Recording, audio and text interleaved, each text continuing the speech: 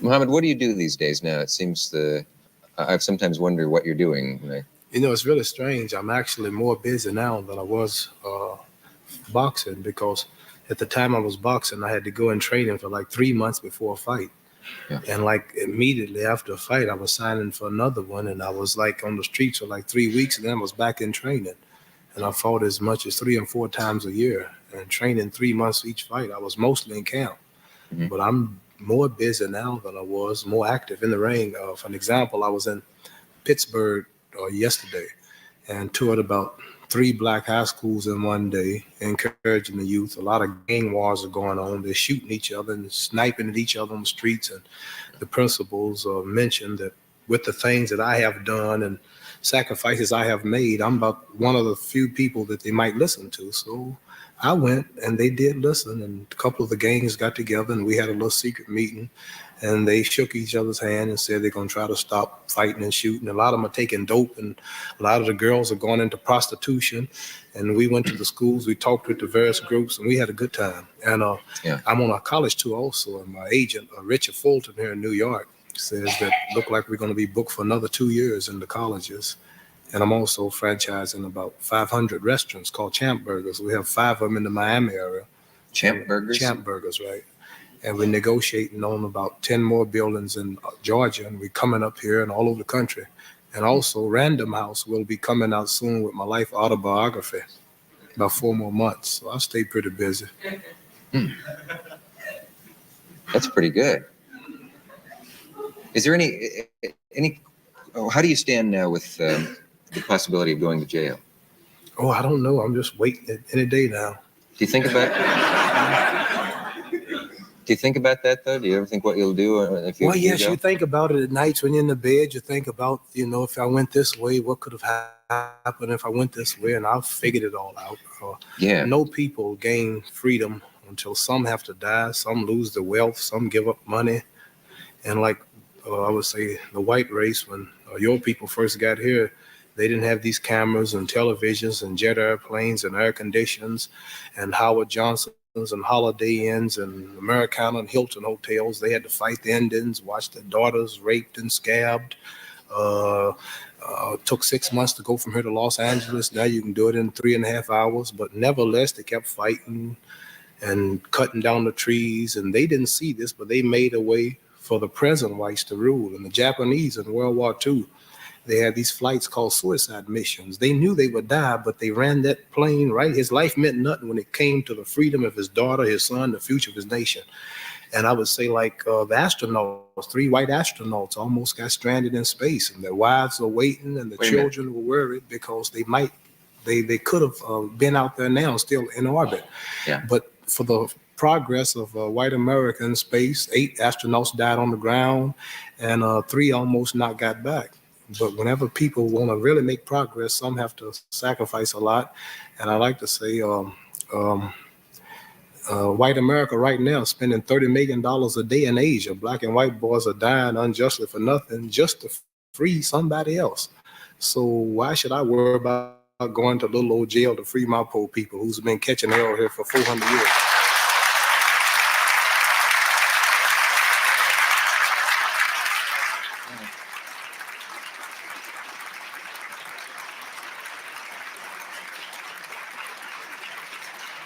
And it's kind of hard. It's kind of hard to put a Are you asking me for an answer to that? It's kind of hard to put a black man or any black person in this country in jail, because if you ask the average one, we're already in jail.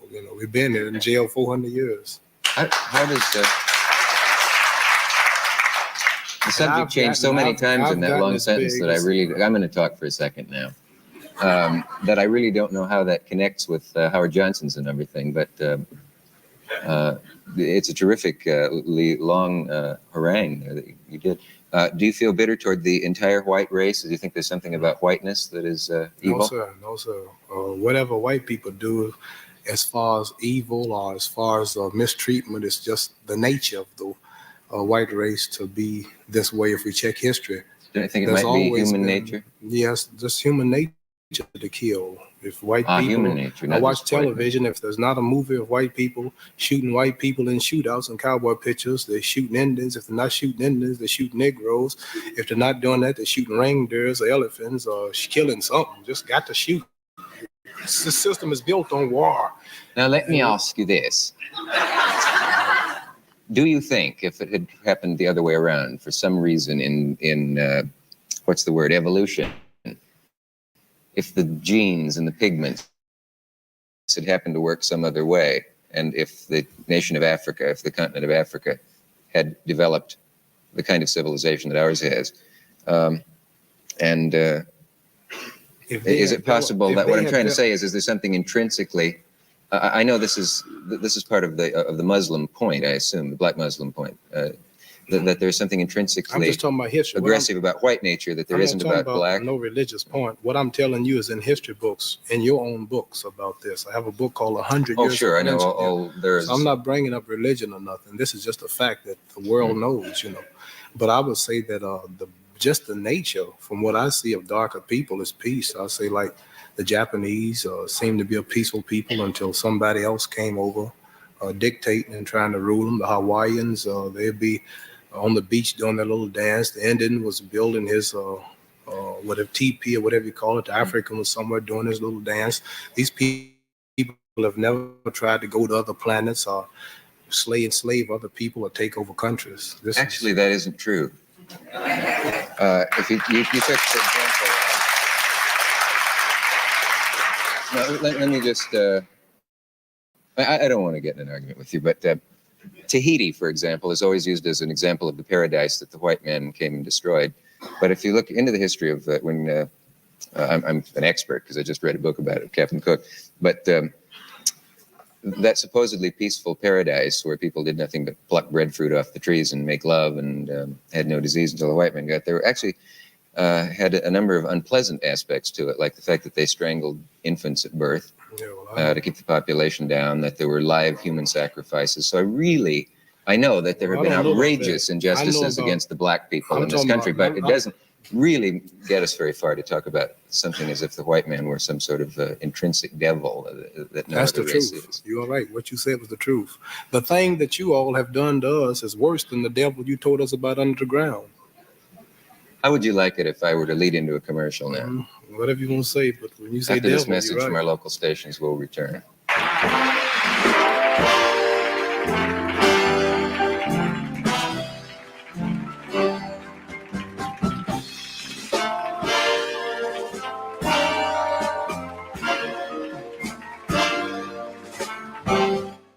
That was very hot, wasn't it? This is going to be a tough fight, and we are all up It's all for our good. democracy. Welcome, we must everybody. protect our fundamental. There go Kamala coming butt in. You ought to get ready to expect that, right? Thank you for joining us today on Black Athletes and Politics, a perspective from the boot. My name is Tasmit, and we have some other folks in here with us. You want to tell the folks who you are? Yes, we have Firecracker in the building. All right, welcome, Miss Firecracker. And we also have Abby don't. I am actually going to remove myself and I need to just use your mic. I'm actually going to remove myself and I'm going to just be working in the background.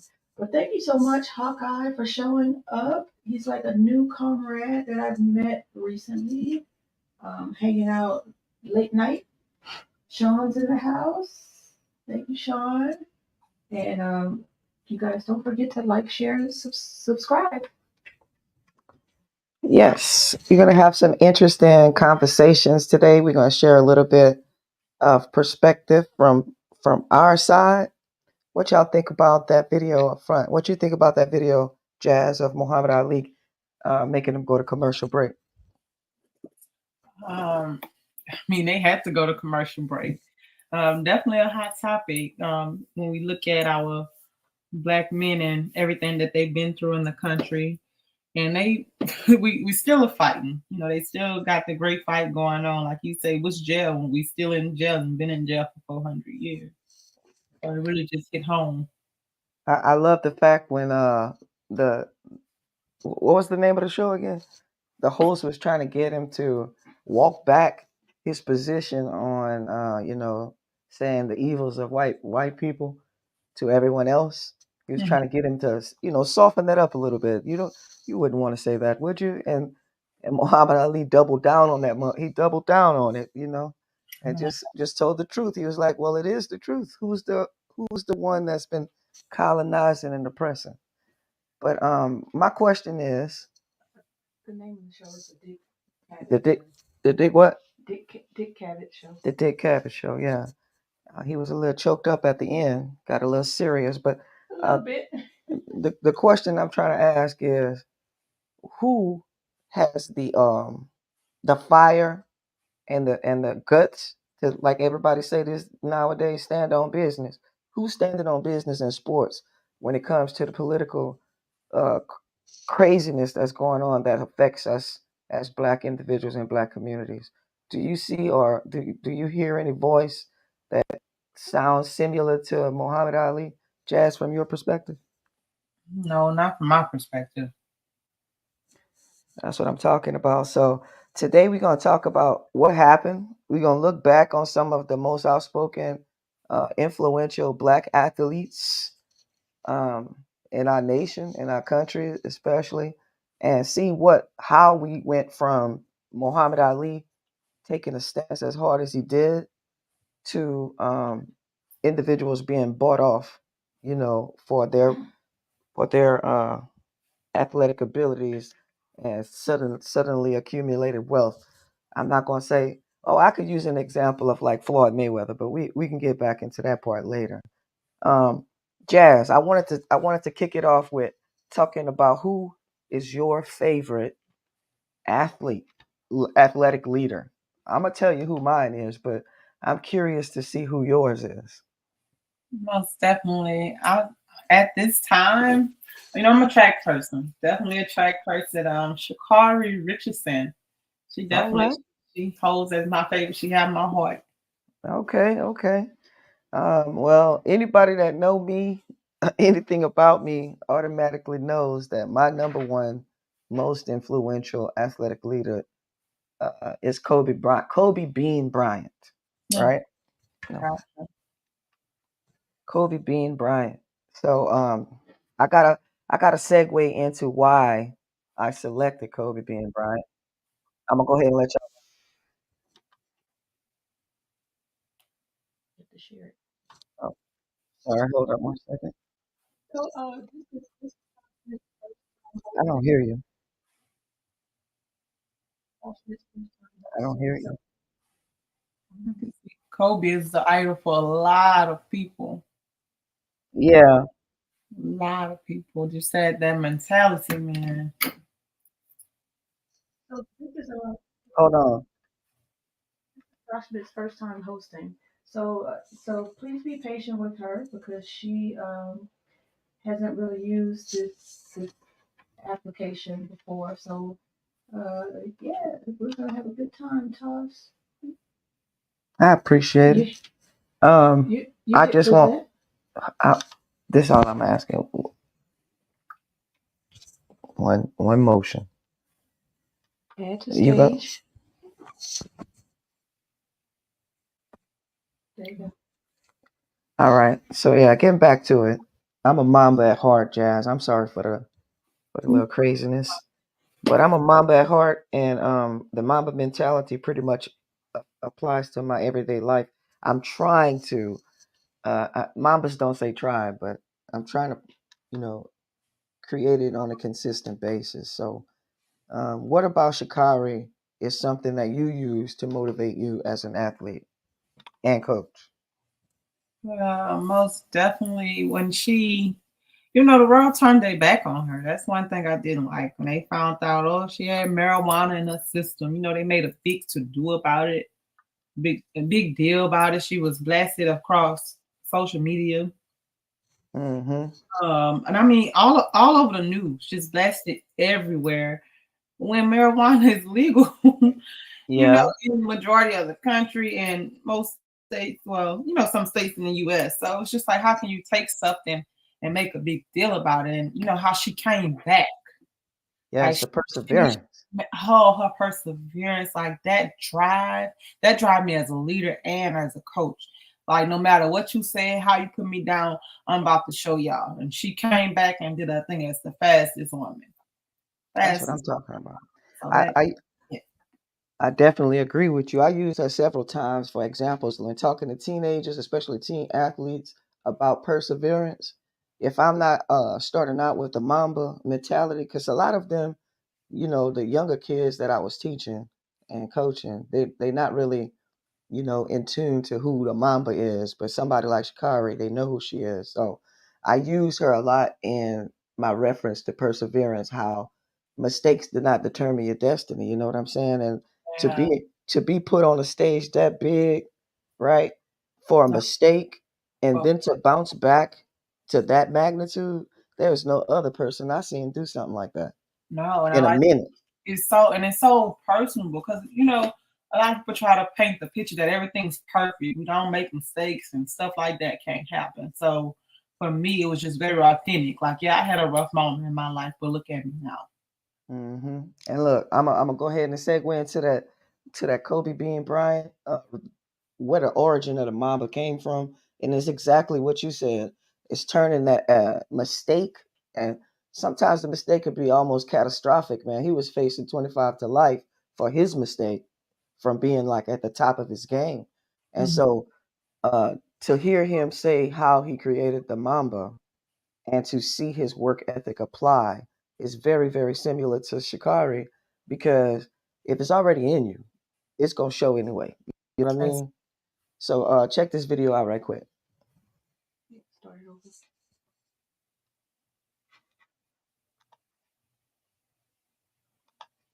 Get in the way. It was nothing that was going to stop me. Made a horrible choice. I went from a person at the top of his game to facing 25 to life. Separate myself. So I created the Black Mamba to embrace the villain nature that's in all of us, using that as a weapon. The thing is, you must put everybody on notice. I'm here to be an. It's like using that mistake. That's how, as an athlete, that's how I train. I mean, I use certain things to motivate me, to achieve whatever that goal was, whether it was beating the team, scoring this many points, or whatever. What about you as an athlete? What's some things that you use to help you get over that adversity? When it comes to getting over adversity, I just use a drive. Like, I went through a lot growing up. So I always use my childhood to push me further. Like, where I could have been, the things that I endured as a leverage to just keep pushing forward and moving forward every day. Did you have like a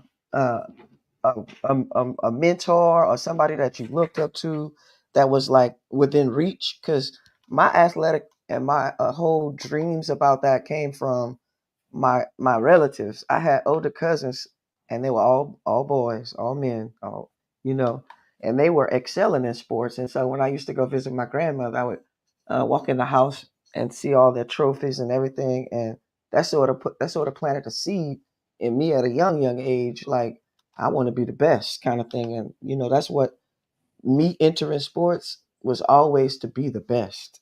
You know what I'm saying? Well, see, for me, it was total opposite for me.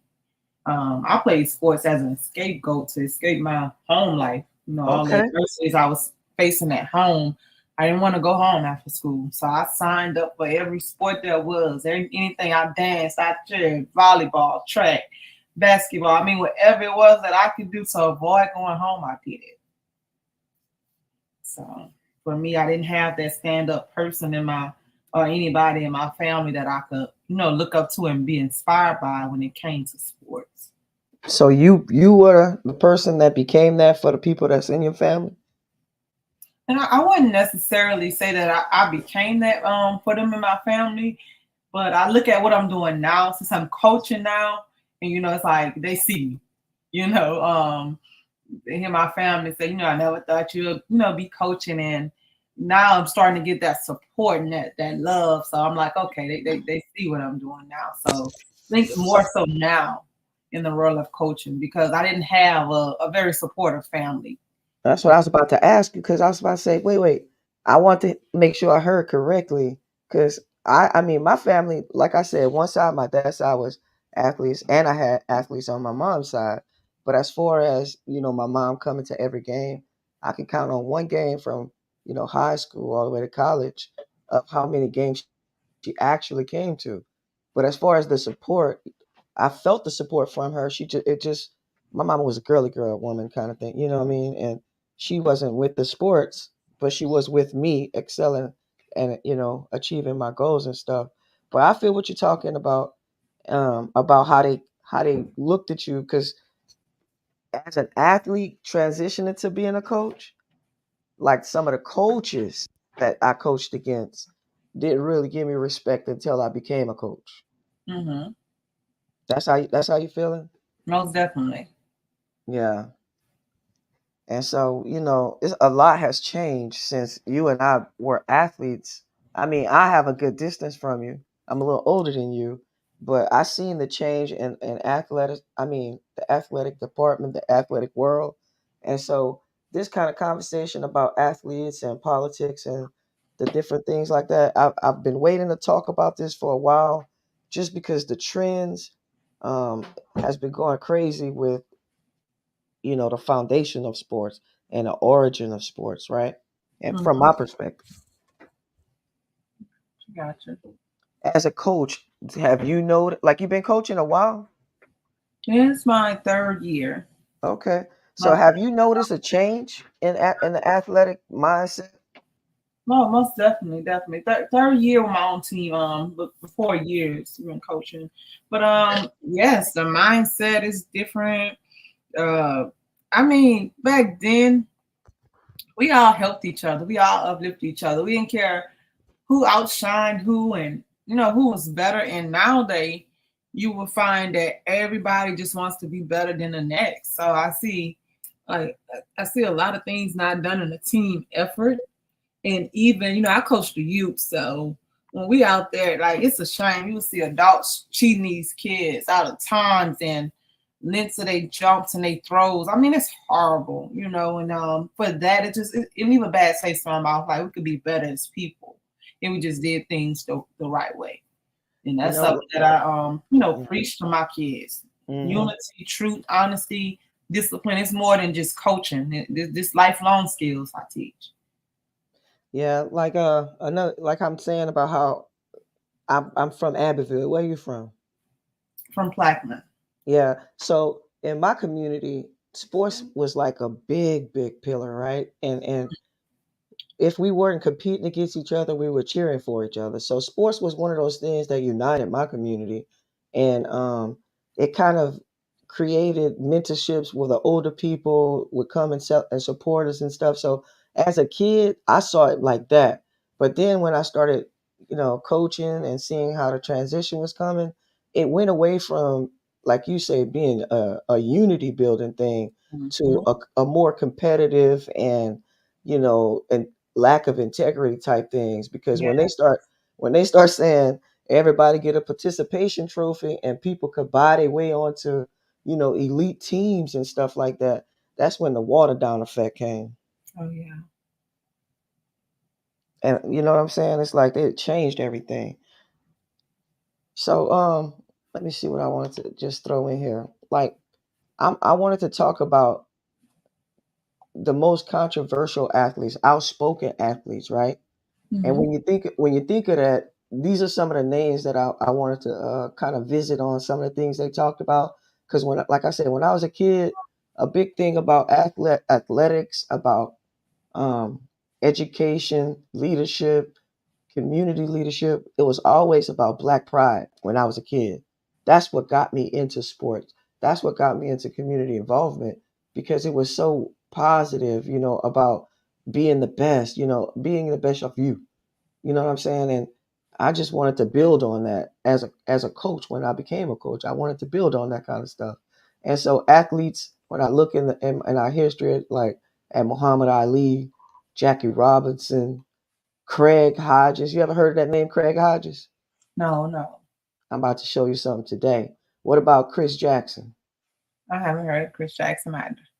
All right, so Jazz, you about to get enlightened a little bit about about some athletes. Some of them from Come here. on, shed the light, shed the light. I most definitely will. I most definitely will. But look, some of them are from here, Louisiana. They Okay. made profound impacts in sports, and they changed conversations. You know what I mean?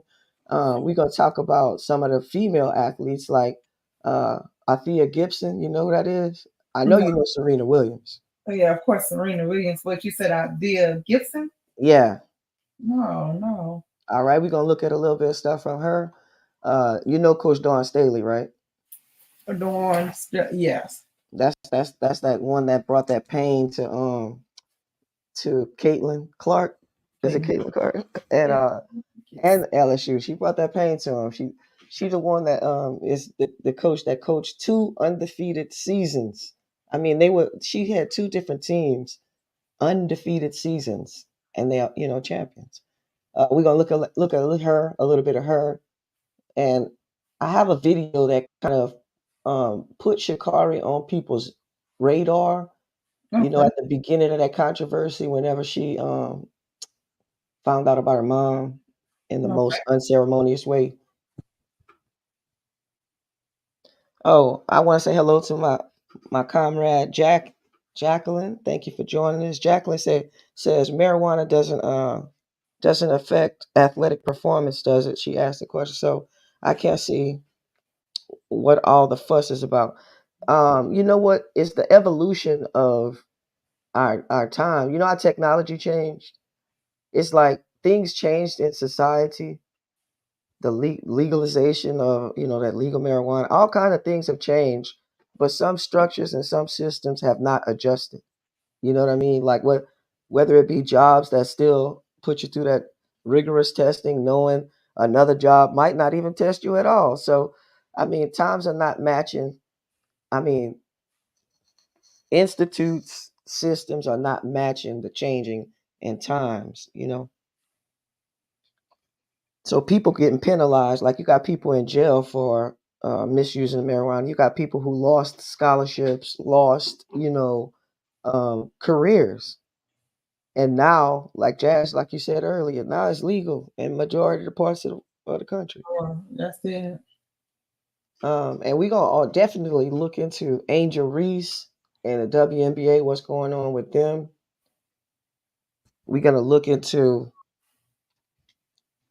Kyrie and Jaylen Brown and what happened to them with the Team USA snubs. I don't know if you know about that. Oh, we're gonna talk about it. Yeah.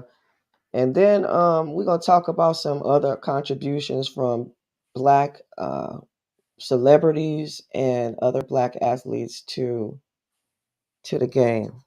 I want to let y'all know Abby is over here pointing to me furiously to look at the screen. I'm kind of it's hard to multitask in this kind of environment with 2 different screens and different things like that. I'm usually tunnel vision and looking at one responsibility. So Jacqueline asks, you both were into sports because you had a lot of athletic abilities, or would you have found something else to focus on if you didn't have that ability?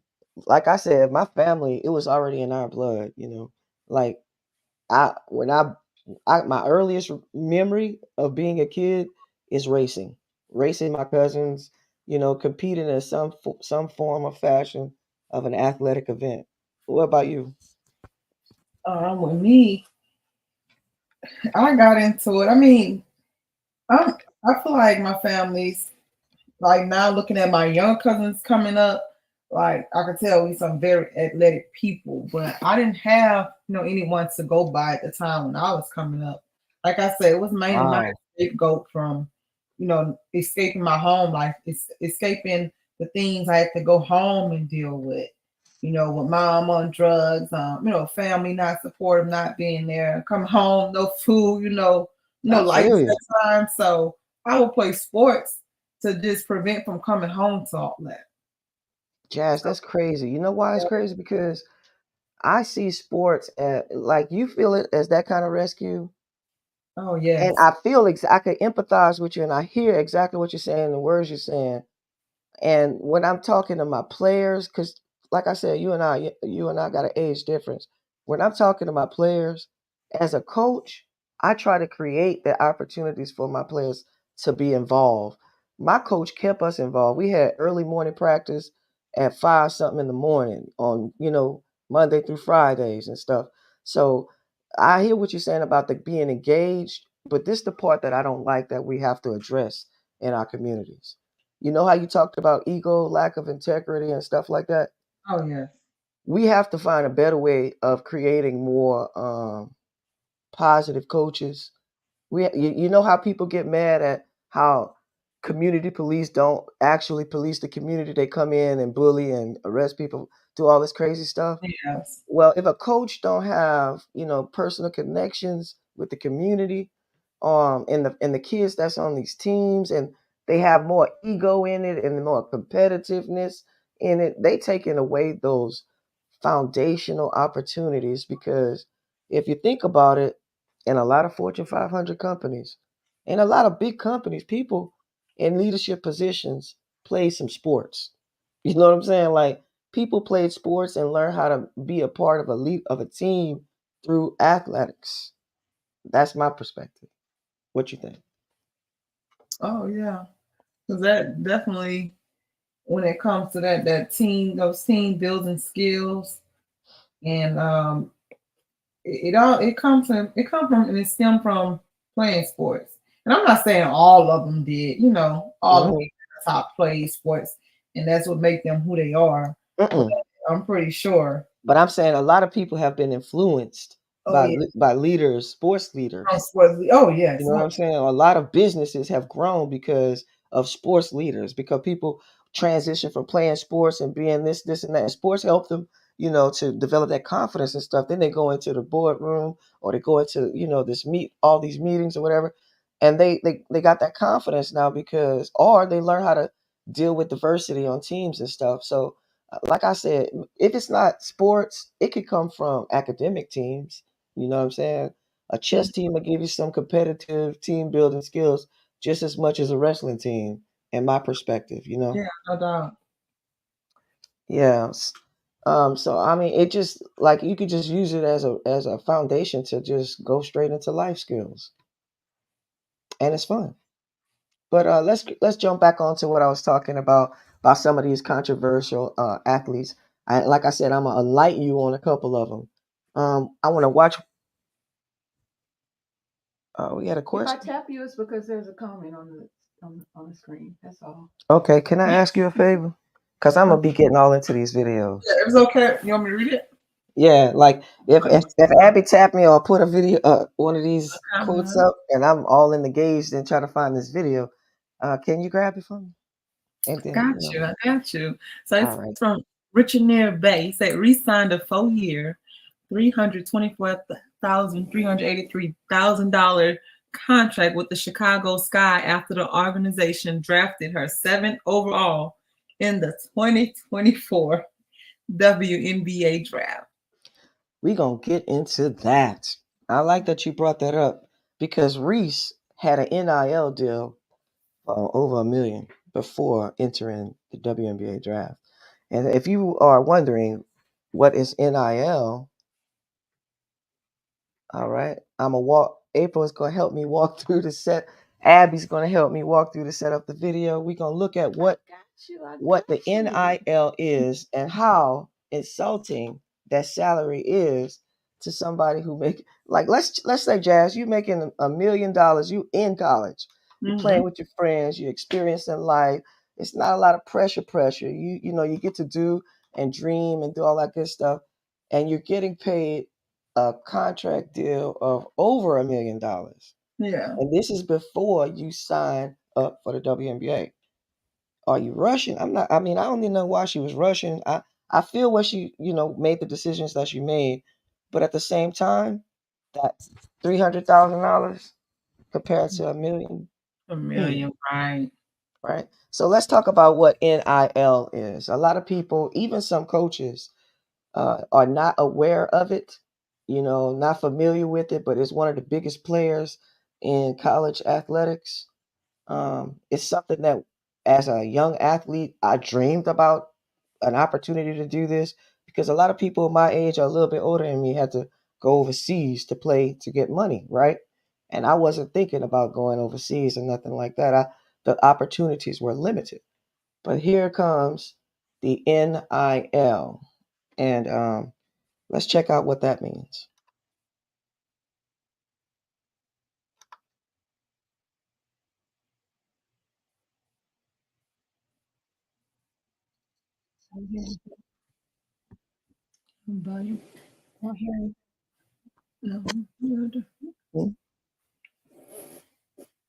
Jazz, you hear it?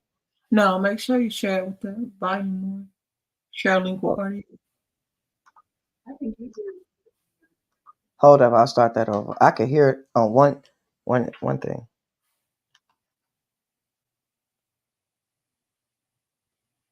What's up, Fallon, bro? Excuse me, that's a code name. Thank you for popping in with us today. That is one of my favorite athletes of all times, just to let you all know. Miss Fallon Bessar, thank you for popping into the chat. I would love to introduce you to the room as a guest, but I know we're going to take it slow, and just build up our little confidence. Y'all are doing Yeah. great. Hey, Firecracker. Yeah. Fallon Bro is one of my athletes that I coached. Okay.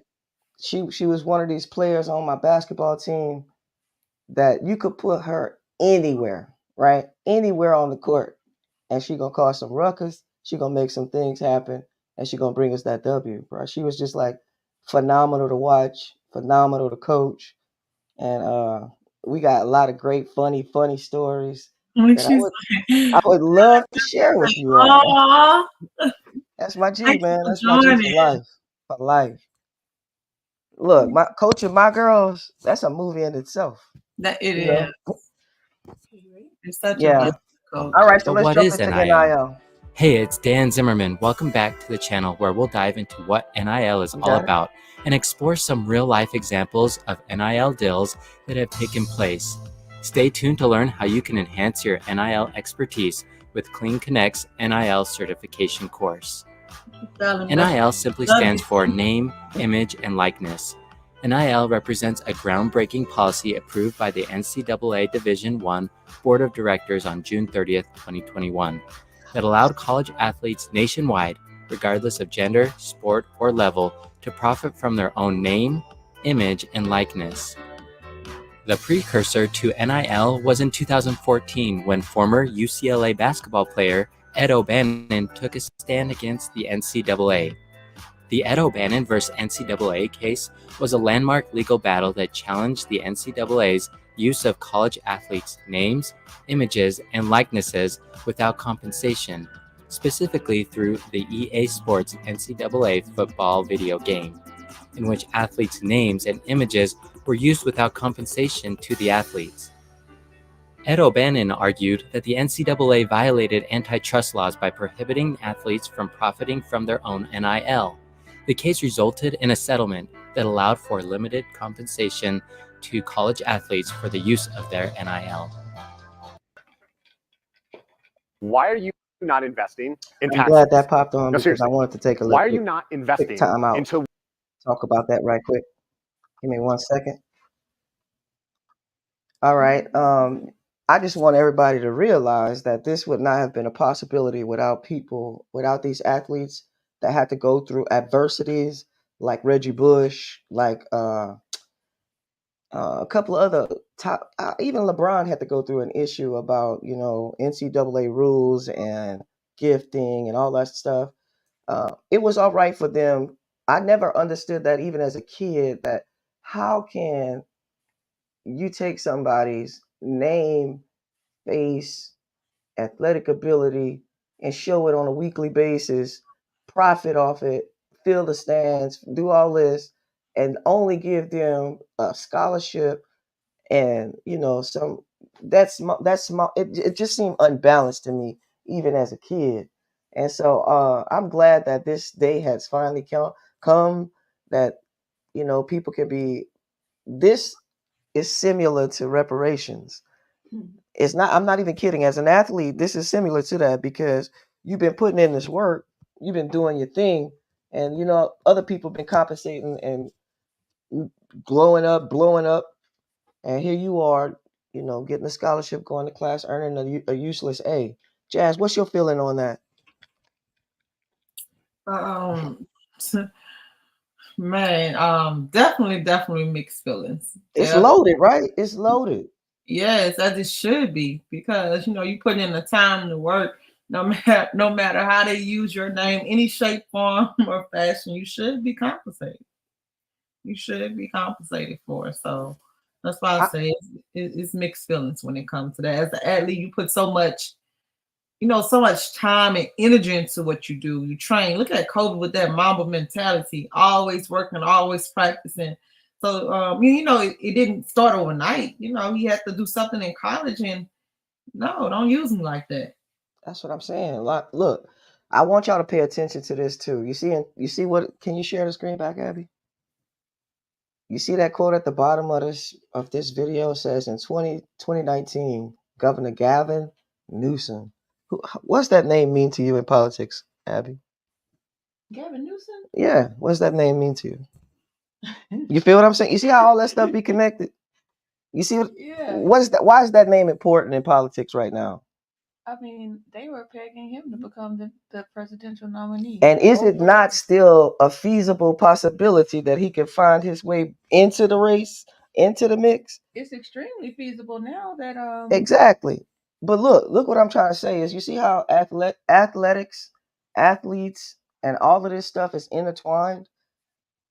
How he passed the law allowing college athletes to be paid, right? So he kicking off some good stuff. That's, to me, the same way they groom athletes, the same way they groom politicians. They plant seeds all over with stuff like this to me. It just makes me question all the connections to stuff. So I want you to pay attention to that name in the political conversation with Kamala, Jazz. Uh-huh. You see that name, Gavin? I want Yeah. you to pay attention to it. But I don't want to continue to show this whole video because it's a long video, and I want to utilize our time to the best. I want to quickly show you. I'm gonna unshare. Stop that one. And then I want to show you Reggie Bush and what was Reggie Bush's experience with the NCAA, their rules. Now you know who Reggie Bush is, Jazz? Oh, most definitely. Heisman winner, right? Yes. Took that man trophy away. Yes. But then he got it back. Oh yes, as he should. But And it how took a can you, while. you know, even to strip something away like that just still to this day that doesn't sit well with me. Still to this day. All right, I want you to hear from his perspective a little bit of his experience. I got to share my screen right now. And now I got to present? Or you already set that up over here? Over here? All right. So this Reggie Bush, and here's why the NCAA should play. This is what he was saying. Check it out.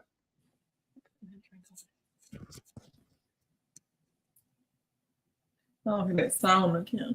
You can hear it? I don't know why this is doing that. So sorry. I gotta stop right here and then put it back on my side. Thank y'all for your patience. You shouldn't be doing that, but hey, there it is. Sometimes it happens. So and it act just like a kid in class. They supposed to sit down, right, Jazz? They supposed to sit down and learn and listen. But do they? Do they do it all the time? Not at all. Not at all. All right, so check this out. There you go.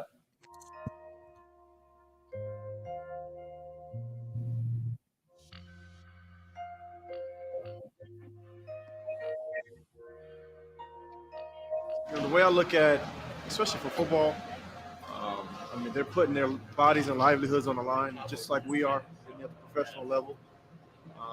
And just to say that, you know, college education is you know, enough is when the universities are making so much money off the athletes, selling your likeness, selling your jerseys, bobbleheads, whatever else, blankets, whatever else they can sell, while you're there for those 3 or 4 years. The kids deserve more, and they should be given more. So they should at least be compensated. I don't know what the number is, but it should be something. That's right.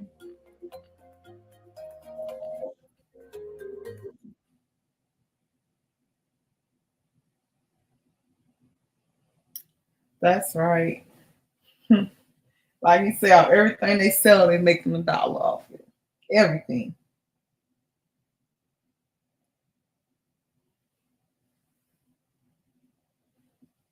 Taj, your mic is muted.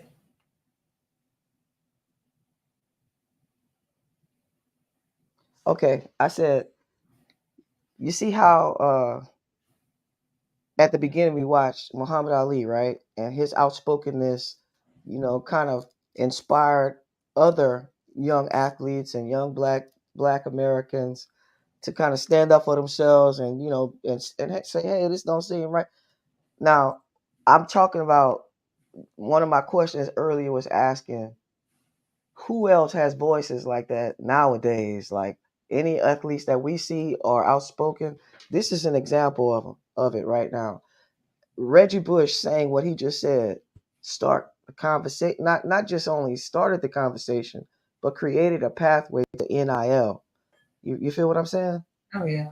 If he had not experienced that and said what he just shared with us, then that wouldn't happen. In my perspective, him and other athletes like that. Look, we have. Thank you for chiming in, Jacqueline Jack H. She said, "How many college athletes have been seriously injured during college, and how do they pay for medication and treatment if it's needed?" That would be like a traditional college athlete or student that get hurt on campus. That's a part of your tuition, right? Am I right? It's a part of your tuition.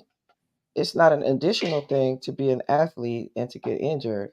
Okay, That that additional cost stuff. What you think about that? Have you got something to say? well, I just wanted to say that schools don't tell you that healthcare is included in your tuition. They kind of just I leave expect you that to know part that. out. That's just how high schools are with scholarships. Because I just watched a video and I shared it on my Facebook about this mentor talking about or mentoring this young black man to go to college. And he said the young black man did everything he was supposed to do, got a 4.0, scored this on the test, blah, blah, blah. But he did not qualify for a scholarship. And then he found that he was like, what? That doesn't add up. And the truth is, and I know it, Jazz, you might know it on your end too, all guidance counselors are not great. So I've worked with some great ones, but I've also known a lot of people to drop the ball when it comes down to connecting these kids with their beyond high school opportunities, especially athletes. You have college, like I said, you got coaches, high school coaches right now who are not having conversations about NIL deals, about Mamba mentality and those type of things. The true grit and grit of participating in sports and using it to instill character and that kind of stuff, that's missing. It is missing. And like you said, the integrity, because I can never forget my senior year. One of my white friends, she asked me did I apply for a certain scholarship. I'm like, no. And she was like, well, the guidance counselor just told me about it. And I'm like, well, I've been there, in and out of her office all day getting my grades fixed. Like, she never mentioned it to me. So I love the white friends. I love my classes. Our class was like the first class where blacks and whites really was integrating together. Like we loved each other. So I remember she told me, she said, come on, we're gonna go together. And I'm asking. So it was like she was so dumbfounded to see her walk in there and me walk in behind her asking for it. So it's like then she had no choice but to share it. But she thought she would have just outright shared it with me, head up, like she did with her. Not at all. Man, that reminds me of a clip I saw from let me see, I sent it to your email. Let me go on to something else today. But yeah, I seen one of these. I think his name was Reggie. Who's the baseball player? Reggie Jackson. They were doing like an honor to baseball players and I think one of the baseball players died. Now don't get mad at me because I can't remember who it is right off, but one of the most influential baseball players died, and so they had the other ones on a panel discussing their experience back in the day. And April, can you look that one up? Reggie Like Jackson. bag cookies. No, I sent it to your email. Okay. I think I sent it to your email a while back. But yeah, man, it was just like the experiences of Black athletes, even to this day, even until this day, has been very difficult. It has not, aside from using your athletic ability to open doors, you still experiencing racism to this day, right? You still experiencing some difficult things, man. And it's like, I don't understand how looking at some of this older stuff that we can't learn from it and do better. You know what I'm saying? Yeah. Check this one out. This is Craig Hodges right here. I'm gonna hold up. Gotta set it up. Now this is I used to not like this basketball player. He happens to be a little white dude. His name is I have to share it from here, remember? Mm-hmm. All right. So April's gonna set it up. So yeah, I didn't like this dude because his name was God dog. They're about to show his name. Kyle Cover, right? He would bring the pain to some of my teams in finals in basketball. But then I saw this video where he had an enlightening experience about experiences of Black athletes, right? And May I ask you something real quick? Yeah. First place, who's Willie Mays? not Willie Mays. Willie Mays is the baseball player, but I'm talking about Okay. Reggie Miller. No, not Miller. Jackson. Reggie Jackson. Okay.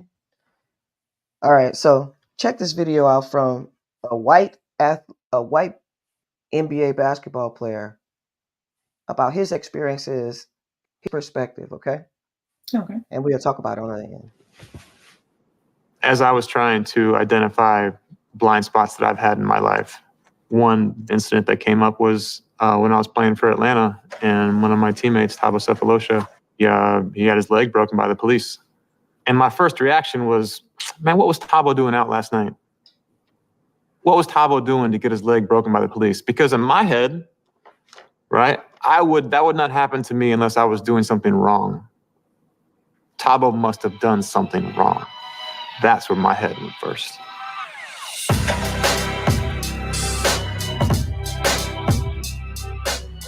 What am I known for on the court? Guess I'm known for shooting. It's kind of been my thing.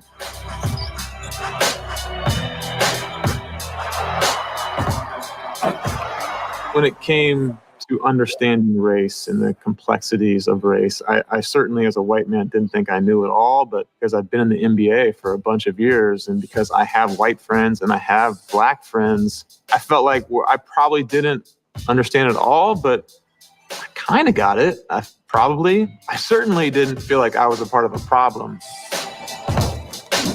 But when I was in Atlanta, Black Lives Matter was started. And I'm sitting here in conversations with white friends and with Black friends, and I'm having two completely different conversations. Like, don't all lives matter? But I'm also in relationship with people who are experiencing these days and these stories and this movement completely differently. And it was in that moment where I was like, I don't get it. If I want to be a real teammate, if I want to be not just a better friend, but an actual friend, I have some work I got to do. Tabo's my guy. And I took the police aside right away in that moment. That was hard for me to wrestle with. I'm not proud of that moment, but that's one that I could share because I think other people can connect to that. And so that was the beginning of a whole new path for me.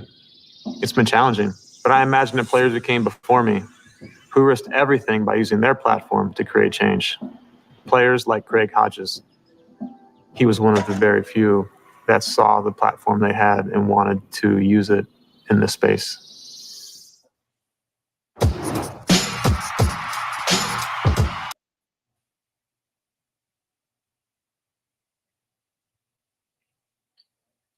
You got to unmute. Kind of OG I think about is Craig Hodges.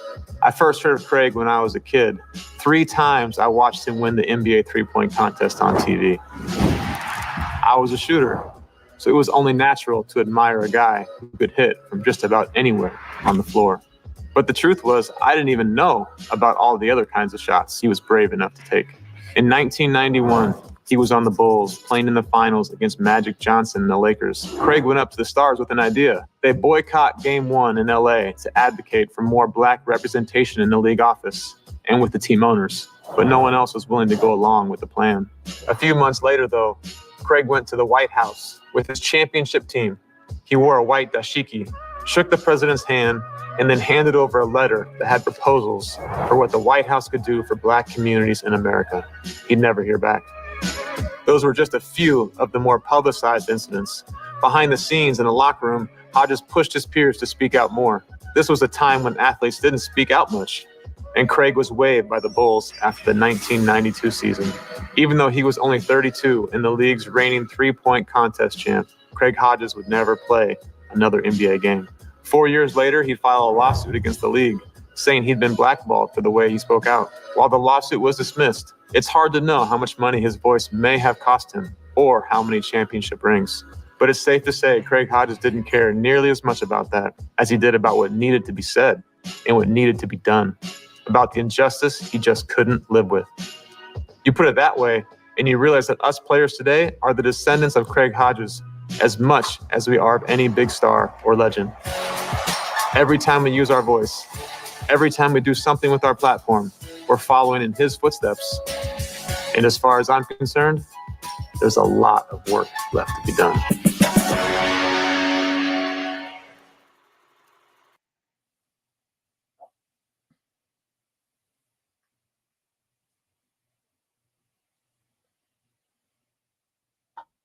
All right.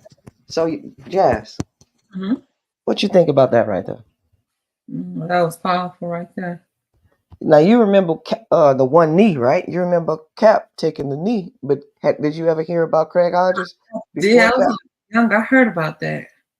You right? So Craig Hodges was one of the first that was outspoken, and I love the way Kyle was telling it from his perspective. You feel me? Mhm. Saying it from his white perspective. You want to grab that comment for me? Yes, say Sean, the car Lord F1T37X Miller. Say thank y'all for all this. Been listening, not an athlete, but I so appreciate the perspective. Firecracker, Sean, I think he tries to lengthen his name as much as possible to throw us off of our game. So just say Sean when you see him. Got you.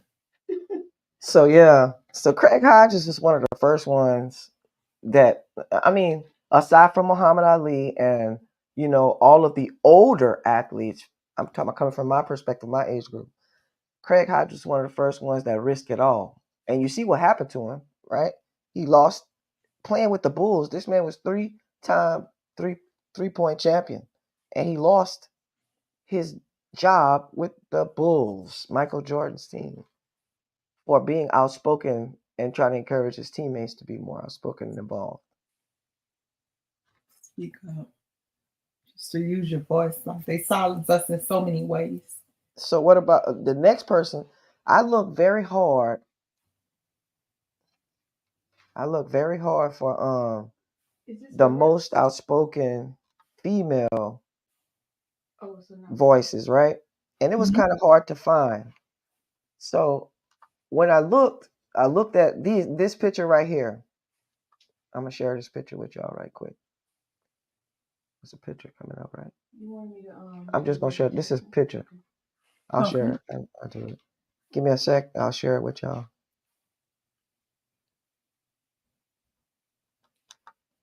I was looking for the most outspoken female athletes, like Craig Hodges, right? Craig Hodges said what he said. He just took that stand, and this is again one of the early ones. Let's see though. No, it's not that one. Hold up. There we go. We talk about when I tried to Google who is the most outspoken black female athletes of this time, this is what they popped up. So when I'm talking about outspoken, when I say the word outspoken, Jazz, what does that mean to you from your perspective? When I say a word like outspoken, Definitely when you say outspoken, just someone, you know, someone that's gonna go all out. They're gonna say what need to be said, stand up for what's right. They outspoken. They're not gonna limit their voice for anyone. you use two keywords in that in your brief little description right there. You said voice and speak, right? So if I'm Yeah. looking up outspoken, I'm not looking for who was the best in their field in athletics. You feel how sensitive we are with information? That's what I'm talking about. Like when we try to look at information that applies to us as black people, it's so censored. You feel what I'm saying? I'm talking. I asked specifically. I didn't mix my words. I said, "Who is the most outspoken female black athlete?" They show me these ladies, right? So if we look at these ladies, yes, they outspoken, but why were they outspoken? Why was Simone Biles outspoken? Serena Williams, Sha'Carri, my girl, the tennis player. I can't pronounce her name. I ain't gonna embarrass myself. And Reese, why were they outspoken? They were outspoken because of mistreatment, That's it. unfairness. You feel where I'm coming from?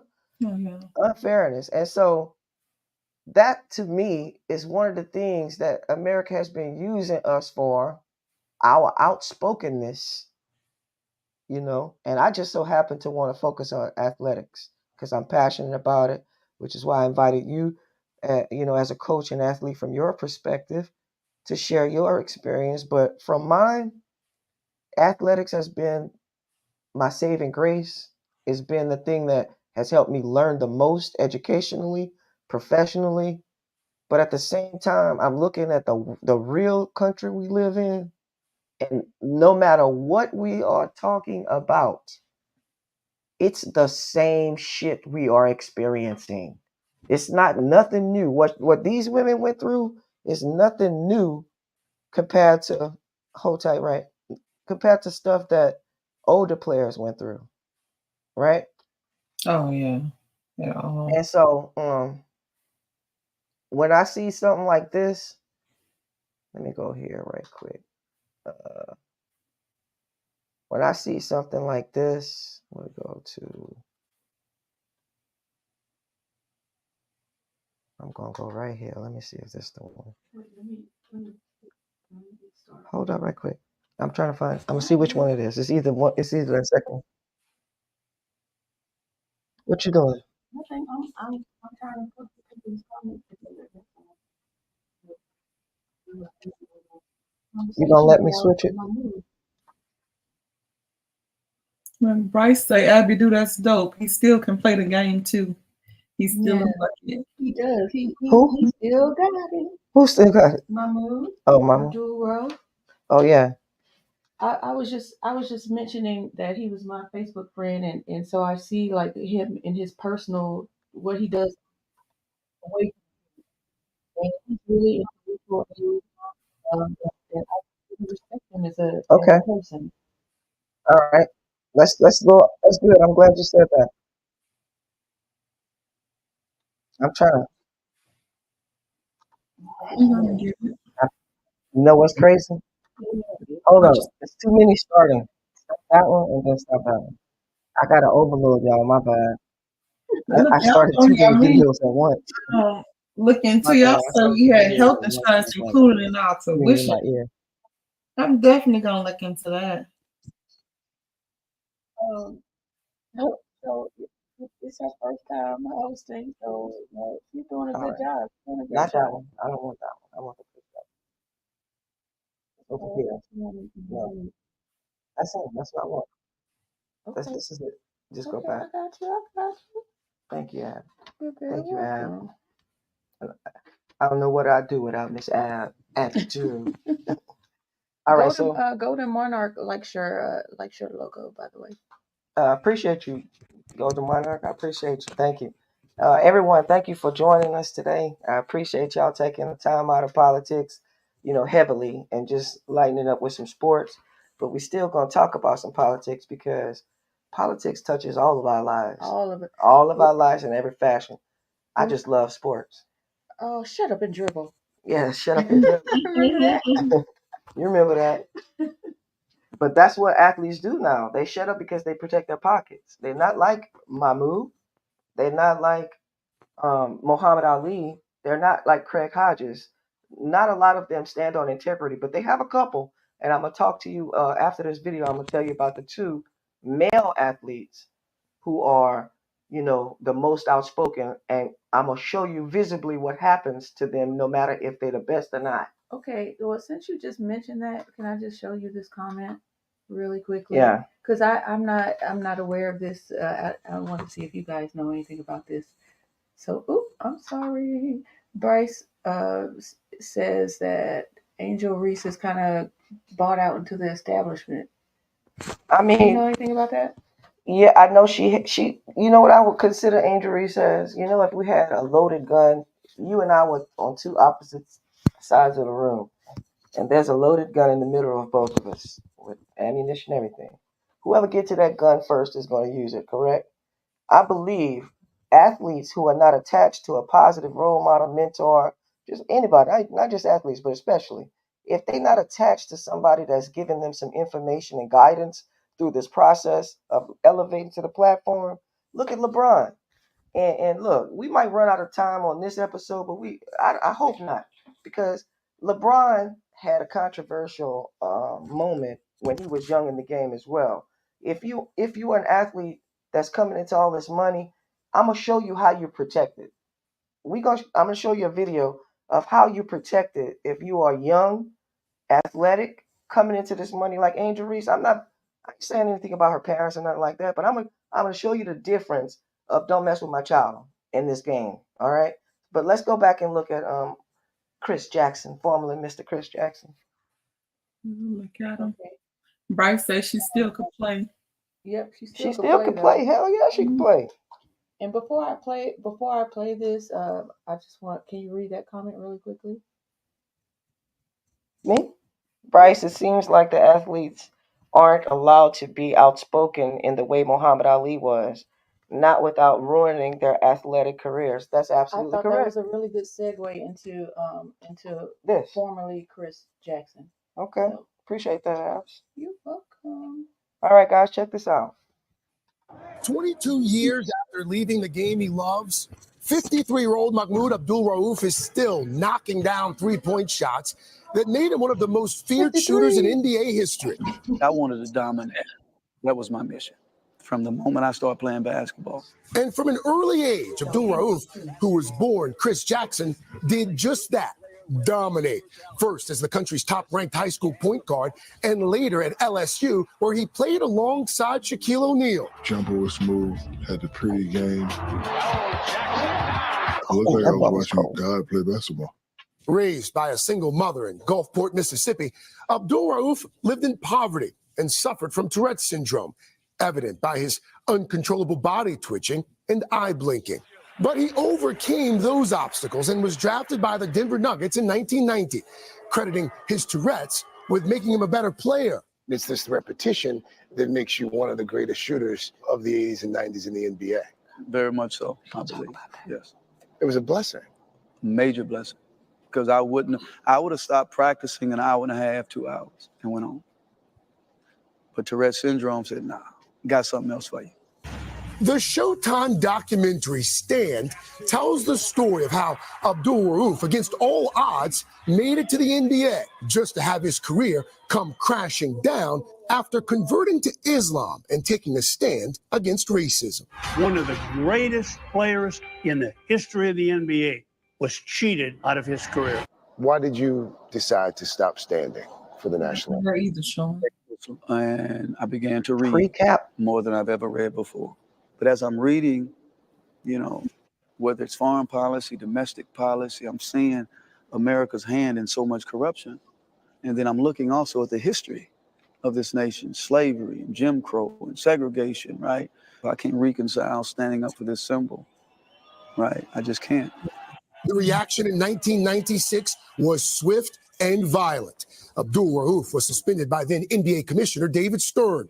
He also received death threats, and the dream home he was building for his family in Mississippi burned to the ground by the Ku Klux Klan. What did you think that the reaction would be? I wasn't surprised that that was the reaction. Why? Because history has shown, in particular, when young or African-American athletes, entertainers, whoever, step outside of the athletic box and speak on something else, you're condemned. Abdul Rauf was traded the next season. His playing time diminished. And with teams unwilling to sign him, the once promising superstar was out of the NBA at the peak of his career. Do you think that your stance ended up costing you your career? Of course I do. History. You know, not much has changed. Fast forward, there's a football quarterback who decides he's going to kneel in protest to inequality, police brutality. Did you know what was going to happen to Colin Kaepernick when he started that? I had a strong idea of what was going to happen because I've read the playbook. Has the NBA reached out and said, you know what, we were wrong, or we could have handled it differently? There are people in the NBA who privately, you know, say things. How would you feel if the NBA gave you an apology? Families were hurt. People lost income. Reputations were destroyed, right? And so you just can't apologize and make it all right. No, America? I care less about the apology. As we sit here, it certainly seems like you have no regrets. No, none whatsoever. Wow. I didn't know that story. It's- Me either. Now, folks, y'all hear that? Apologies will not make it better. Yeah. I mean, no matter how you say you're sorry, man, you called us 3/5 a person.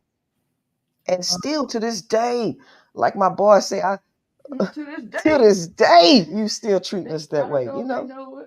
Should I pull that one up? Yeah, you can find it. That's a boxer, you know? Yeah, I know. All right. I know exactly. We what talk you're about talking till this about. day, they still treating us bad, bro. And be expecting us to be okay with apologies. And look, what I'm trying to say is the reason why I want to talk about stuff is because it's not just locked into one dimension of our lives. It's not just sports. They treat you that way in the restaurants. They treat you that way in banks. They treat you that way in hospitals. They treat you that way still. You feel what I'm saying? So we got to address it some way. And why not with sports? Can I just say, so welcome, old man Barker. It's good to see you. I want us. Golden Monarch has a comment. It's about crypto, and I know you're not that familiar with crypto. But Golden Monarch, we're gonna have to talk because I think we're gonna have to have you on. We as a may not guest be or something. familiar now, but guess what? I love to learn. I know, but the comment you wouldn't be able to speak on it. That's Okay. what I'm saying. That's all. If a Golden Monarch, I think maybe we should have you on or something. But anyway, I found this to be a good time to plug the other shows because Nahilo Nordstrom is here, Bad Cookies is here. Those are co-hosts that work with me as colleagues.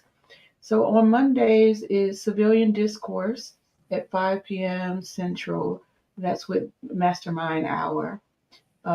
Tuesday, well, maybe Tuesday is going to be the Black Athletes. I don't know. We'll see how Firecracker feels and see if we're going to keep going with this. Wednesday, go to the 10 Rabbit podcast on, I don't think you guys are on Rumble yet. They're still on YouTube. I think they're moving to Rumble because it's extremely interesting topic about conspiracy theories. That's with Bad Cookies and Mastermind Hour. And then on Thursday, it's me and Nahilo Nordstrom with Noteworthy. And we take topics and go down a rabbit hole. Like we're both pretty obsessive about that. On Civilian Discourse on Monday, we just rant and talk shit. So, okay, back to you. Appreciate that, you guys. Again, like, Thank share. you. Thanks. I greatly appreciate Abby Dew and her crew for letting me and Miss Firecracker take this opportunity to get our feet wet in the podcast business. You still there, Miss Firecracker? Oh, I'm here. Firecracker got so much going through her mind right now. Hey, this is the perfect place, man. This is a good home. Like all these folks in the chat, they regular folks, you know. They Yes. welcome in. They, you know, they offer supportive advice. They might distract you with a laugh or something. I greatly appreciate being a part of this podcast world. They're my comrades. That's the comrades. I said, thank y'all for the opportunity. Yes, indeed. But I want to, Jazz, you have something you want to share with us, or you want to keep it going? I'm with you. No, like let's keep it going. Let's keep it going. I was saying earlier, which we probably have to do another little segment on, saying there's health insurance in your tuition that we were never told about. So Oh yeah. Like I say, man, dive into guidance that. counselors is like a heartbeat of your campus at high school. If you're not talking to your guidance counselor as a high school student or student athlete, you know, you missing the ball. You got to jump on that, and because not all of them are, you know, going to go out the way to include you, inform you. Information will sit. I don't give a damn where it sits. Information will sit. Like somebody could have water. You could be thirsty. You won't get that water unless you know, make that connection, unless you put action behind it. It's like that's why we're creating our community centers, because we tired of seeing resources sitting in our community. We tired of seeing people sitting in our community and not connected to these resources. You know, and it's all over. It's not just in one place. It's all over. It's in schools. It's in financial institutes. It's in health industries. You know, we have a lot of resources. We have a lot of money that will just sit there if people don't inform our children or our people in the community about it. So opportunities like this is what I would love to take advantage of so that we can make connections, you know, to start helping people. Because if you can't help people, what the point is? That's so true. All right, so what we gonna go into? See how Chris Jackson little video it kind of segued into Colin Kaepernick.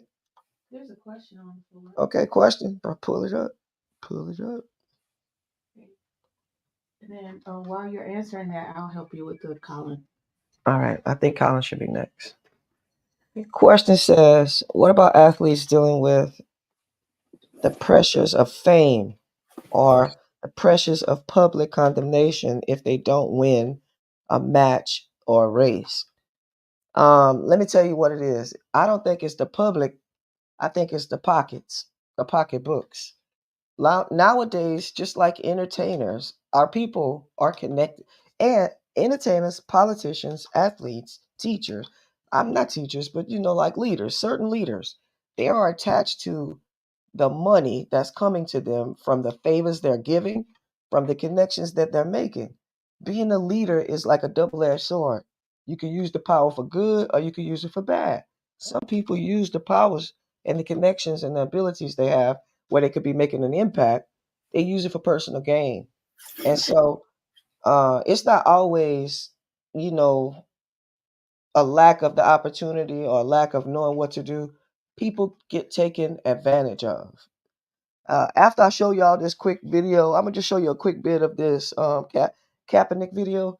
But I want to talk to you about what I was saying earlier about who is your protection, who is your connection to the information, the resources, the vultures.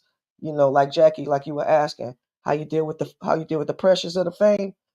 After this video, I'm gonna show you how parents, if they didn't know, should know at this point. I don't want to hear no excuses, because if you have access to information and you choose not to use it, I don't want to hear you blaming me. Don't blame me. That's your choice, right? Same as me. I can't blame people for something that I know better than if I choose opposite. So what I'm saying is the information is here for parents to do better for their kids, step up, for coaches to do better and step up. So after we check this video out, I'll give you the formula of protecting your athletes from pressure. It's a foundation. But let's go ahead and check this one out. It was a protest that woke up a nation, where one NFL quarterback's actions revived the civil rights movement. Colin Kaepernick's 2016 national anthem protests sparked both unity and outrage. While Kaepernick continues to lead in silence, his actions speak louder than those that demand athletes stick to sports. Perhaps the craziest fact of all about Kaepernick's protest, given the larger-than-life role it plays in sports today, is how, when it first happened, nobody noticed. August 2016 started out as just another NFL preseason, another unremarkable set of games that fans typically ignore before the real action starts in September. But this time, quarterback Colin Kaepernick began taking a seat during the anthem before the San Francisco 49er preseason games. It took until the third preseason game on August 26th for a single reporter to even comment on it, when a zoomed-out photo captured Kaepernick sitting on the bench. When asked about it in an interview with NFL reporters, he explained that sitting was to protest ongoing issues with police brutality and the oppression of people of color. I'm not going to stand up to show pride in a flag for a country that oppresses black people and people of color. To me, this is bigger than football, and would be selfish on my part to look the other way. There are bodies in the street and people getting paid leave and getting away with murder. Kaepernick was referencing a series of events that spurred the Black Lives Matter movement, specifically the police shootings of Alton Sterling and Philando Castile. However, then he criticized his actions as disrespectful to the country, the flag, and the military. On August 28th, he met with the media again, where he expressed support for the troops and reiterated his true intentions. I'm going to continue to stand with the people that are being oppressed. To me, this is something that has to change. When there's significant change, and I feel that flag represents what it's supposed to represent, and this country is representing people the way it's supposed to, I'll stand. After meeting with former Green Beret and NFL player Nate Boyer, Kaepernick decided to adjust his protests in order to not take away from the military, but keep the focus on what the issues really are. So on September 1st, Kaepernick took a knee during the anthem, where he was joined by his teammate Eric Reed. After the game, he announced a $1 million donation to charities focusing on racial issues. In the following weeks and months, other athletes began to follow suit. Whether it was an NFL peer or soccer player, a knee or a fist, the message spread nationwide. The protests sparked controversy that reached as far as the White House. Wouldn't you love to see one of these NFL owners, when somebody disrespects our flag, to say, get that son of a bitch off the field right now, out, he's fired. Trump doubled down on his statement, calling for a rule requiring players to stand. NFL owners briefly passed, and then suspended, a rule in May 2018 that would have fined the teams of players who protested during the anthem. Negotiations over an official anthem policy remain ongoing between the league and the players' union. Police brutality remains an ongoing issue in American society. Kaepernick is unemployed by the league, but the new face of a Nike campaign. So don't ask if your dreams are crazy. Ask if they're crazy enough. And athletes everywhere continue to make their voices heard through their words or their actions.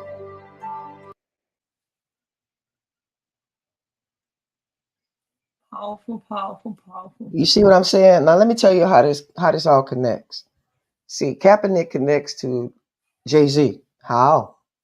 Jay-Z has affiliations with the NFL. Jay-Z has affiliations with, the halftime shows and entertainment and image from his perspective for NFL, right? So I don't want to go into that video, but there's another link to this story about how that is used to control dollars in the media and in our country. That's why I say these things overlap. And that's just the perspective of somebody from the boot, right? They overlap because people use things to their advantage in every area, especially at the top. Nobody at the, I'm sorry. We got a comment, Sean, say, fuck your flag, not my flag. I feel you, Sean. I feel you. All right. So remember how I told y'all, April, you want to go to got Bryce. Abby. You want to go to Thanks A for comment from Bryce. And that is where the racism started. This is how they do it. I still don't stand during the national anthem to this day. But look, man, don't be a pawn in the game. It's the start. It's getting you to distract yourself. That national anthem didn't become a thing until they wanted it to become a thing. You feel what I'm saying? Like people was doing crazy shit for the anthem during the anthem way before Cap did it, and it became on blast. You feel me? Like people was doing stuff like that, but they didn't talk about it until they wanted to talk about it. You know what I'm saying? Like it's like using things to their advantage. Yeah, Abby had a comment. But it's a rehearse. I'll bring it back up. Go Okay. I want the She said we have a name in the UK for people that worship a flag too much, and it's not. So it's not complimentary. Yeah. Bryce, Man. past Neil and Jay-Z. Yeah, Jay-Z just, he a dirty fella. He got his hands not only in sports, but he also has his hands in education with the charter schools. And again, Abby and Nilo could talk about that a little bit. Yeah, Nahilo, you guys talked about that a little bit more. And getting down into how his stance on charter schools is going to affect education for, our community, our Black communities. But let me go ahead and share this. No, let her finish. Oh, my bad. Go ahead. And he said, "Cool, Todd Smith. And I'm not into sports, so I never noticed that angle. And thanks." Appreciate that. All right, so Two more. go ahead. Next comment. Oh, my bad. She fussing at me. My bad, y'all. And we have Golden Monarchs say sports NFTs have exploited these real athletes using their imagery for money. Nike probably only did an ad with Kaepernick because if Nike didn't, Nike might have been boycotted. Food for thought. Of course, like I said, used to their advantage. We are not in control. We are pawns. We are pawns as spectators, and they are pawns as athletes. They wear us like costumes, and then they take us off. But look, I want to jump to this next video. What? I'm sorry, what? Yes, Abby do. She said, go watch Cornel West introducing Colin Kaepernick at Harvard. So I can't remember the award they were receiving. Louis Gates was there. Dave Chappelle and Sherry Ann Jackson received an award too. Definitely gotta check that out. You could have been asking me to set it up. I did. What is it? I want to go to the Serena Williams last video right here. Okay. All right, so we talked about how Jackie had asked a question earlier about the pressures and how to handle the fame and how you deal with all these crazy things that can come into play. This is how you deal with it. You have a parent that's a pit bull for you, or you have an advocate for yourself. Like young athletes, and this is what I told my students when I was an assistant principal and a coach. Find yourself a trusted mentor that will have your back no matter what. Whoever it is at school, have somebody that is your advocate. When you have that, trust me, you're going to be protected because they're going to help you to make better decisions, to look at things from the angles that you might not do. We're going to jump into what Nike's doing too in a moment, but check this video out of this parent with hands-on mentality. Okay, I have a comment after this. Okay. Because I have to restart it because it's from. Listen, we can't keep interrupting. I mean, if you want, you got to understand that you're dealing with an image of a 14-year-old child. Leave that alone. If you're down with your feet flat like a 97-year-old person, you'll never be a tennis player. My main goal for both of my girls is to be educated. And for both of them to become #1 in the world. And right now, I don't see anything that can stop them. The main thing I would want to tell them is that to plan their life, to have a plan and, become the best that they can be and, do whatever they want to do.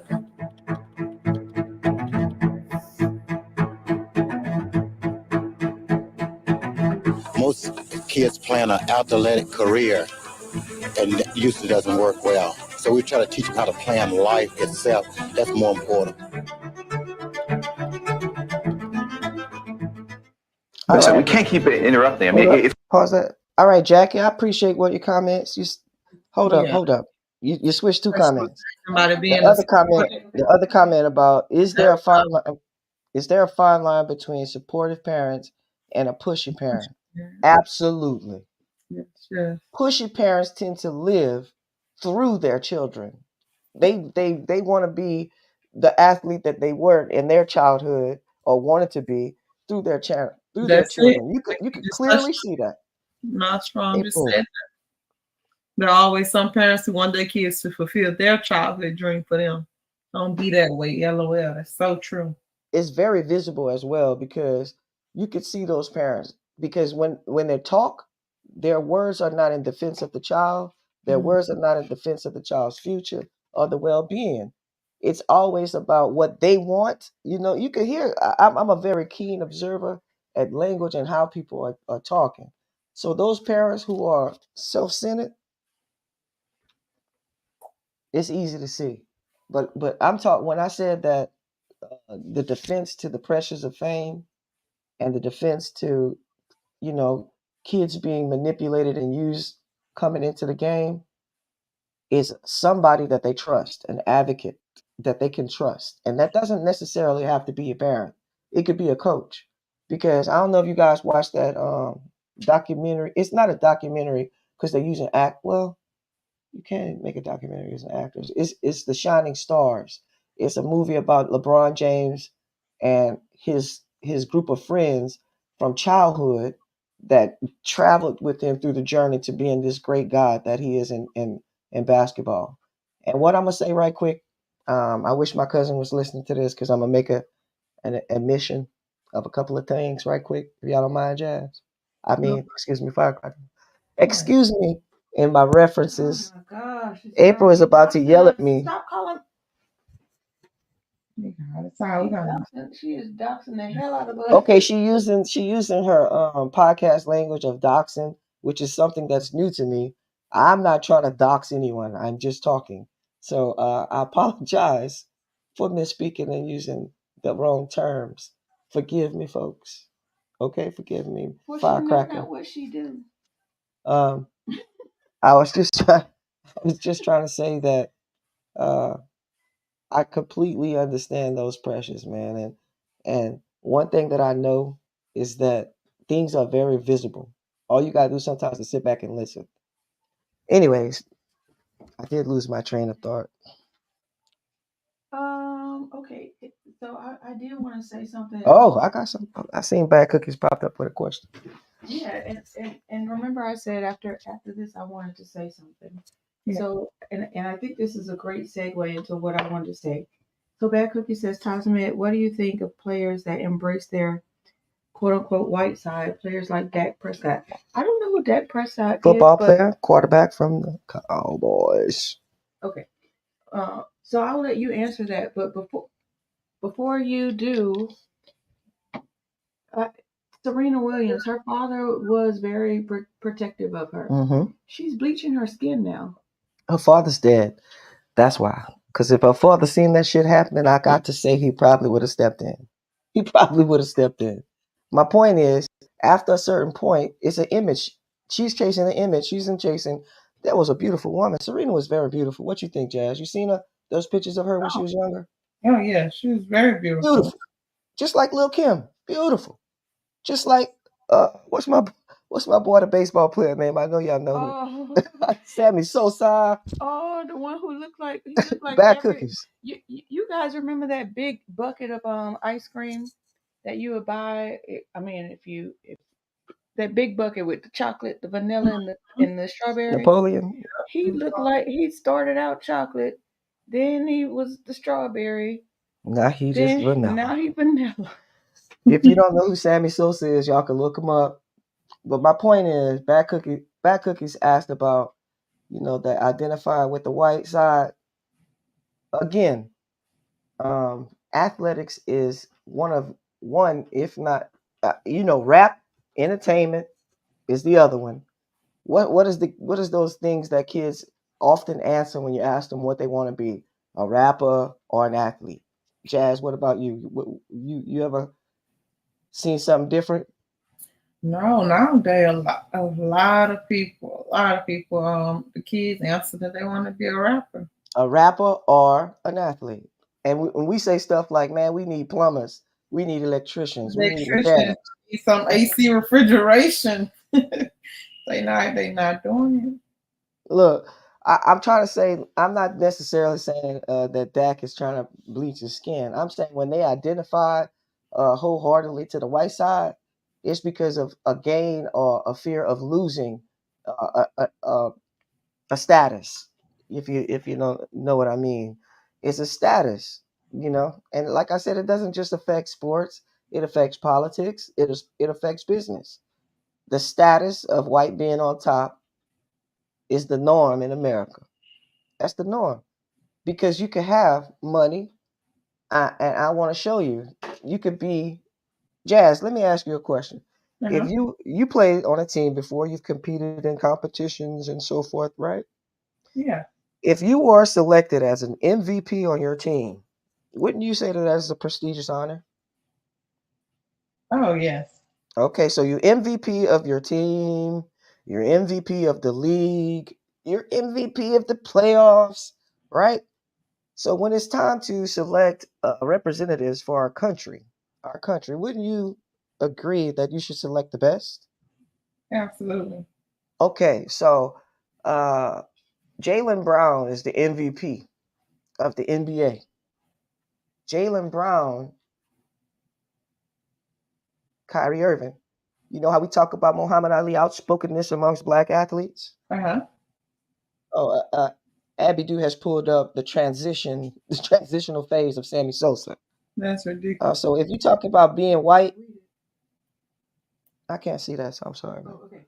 It says, I'm going to tell my grandkids one day that Sammy Sosa, who hit 66 home runs in 1998, had his own Neapolitan ice cream brand. Yeah, you see what I'm saying? Now that was for status. Why else would he do it? He's loved by his family. He's loved by his community. Serena Williams, she loved by her family. She loved by her community. Why else would they bleach their skin? If not for status and acceptance. You feel what I'm saying? That's crazy, right? Oh, so getting back to the Jaylen Brown. Charlie Kirk. Them bad cookies say, yo, Sammy bleached himself so damn bad. I mean, that's embarrassing. That is embarrassing. It's beyond embarrassing. All right, so we talking about being the best in your field and being overlooked. And what's not supposed to be a political or business, it's supposed to be cut and dry. You the best. So check this out, right?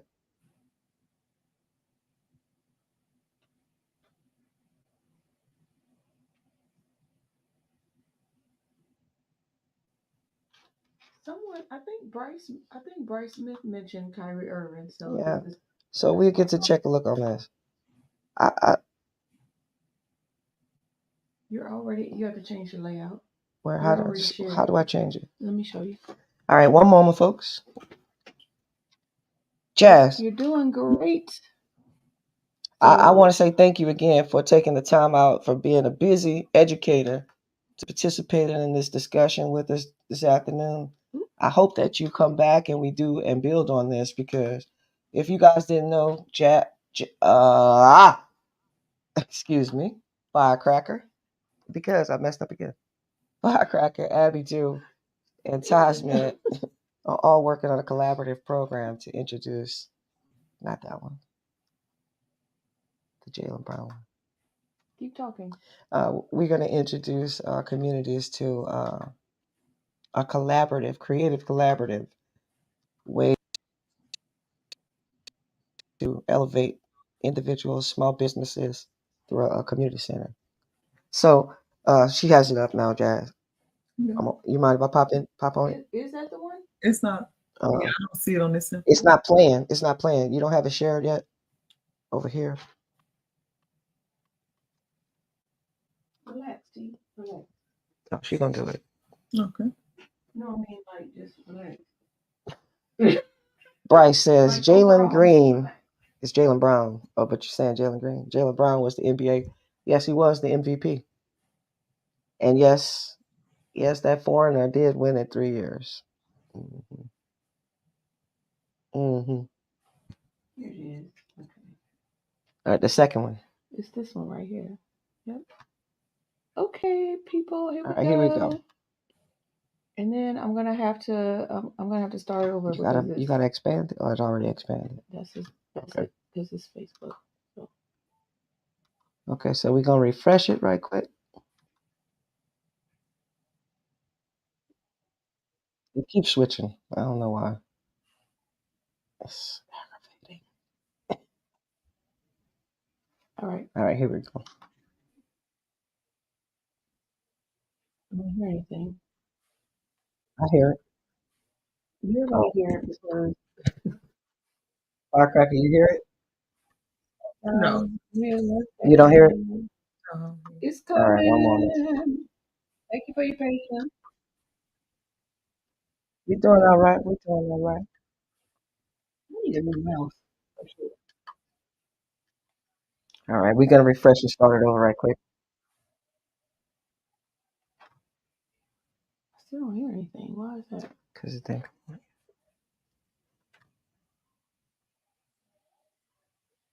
They had more work to do. All right. Our society has more work to do, including Josiah. And it's 2022. It takes 10 minutes of time to see who, these business owners, corporations, et cetera, who they're associated with. Vice president of the union, and it's part of my job to protect our players legally. To see Phil Knight first come out and condemn, Kyrie, and also see Josiah say he has more work to do, I think it's time for a larger conversation. And Adam came out and said a statement that he doesn't believe Kyrie Irving is anti-Semitic, yet he's still suspended indefinitely. People might say, like, well, but All right. So if you didn't catch on to what Jalen was just saying, that was the moment when Kyrie took a stance on the vaccine, right? And he refused to get the vaccine. Then they start, attacking him with anti-Semitic accusations.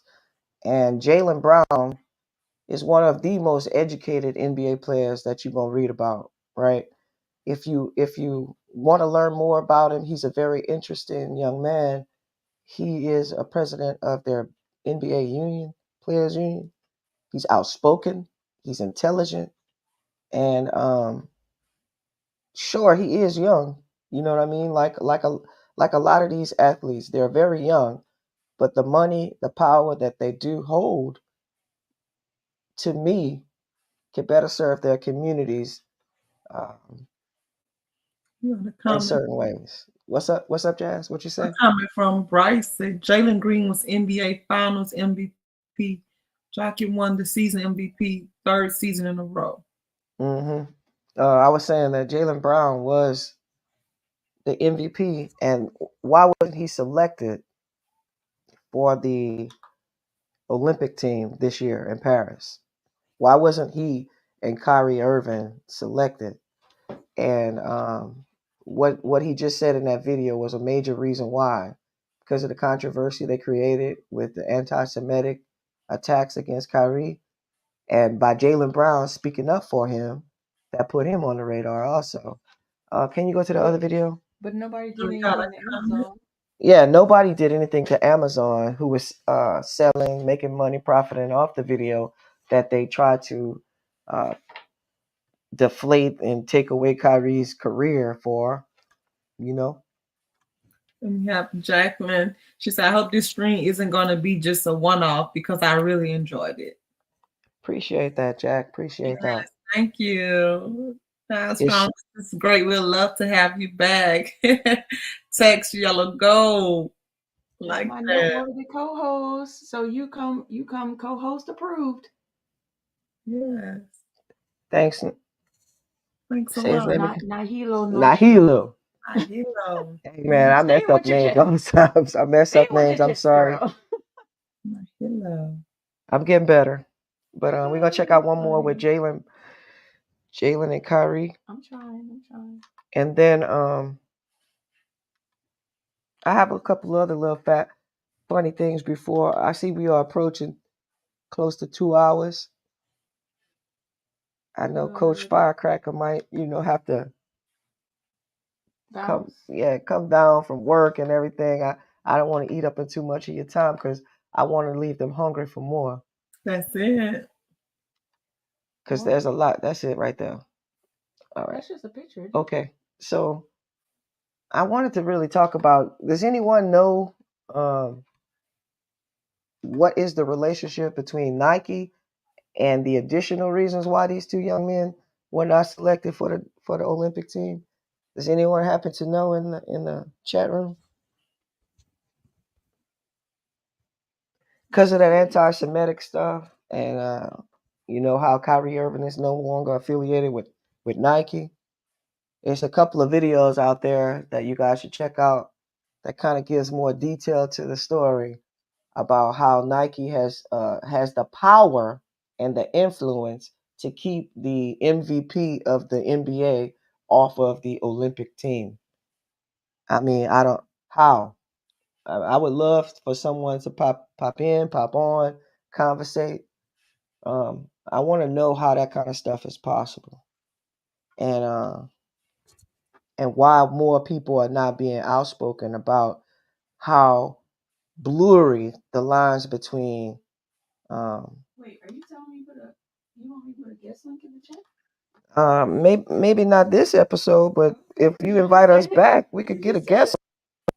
Because I want to hear from people who have more knowledge about these kinds of things. Because I have an opinion from the boot. I thought you was ready. You know what I'm saying, Jack?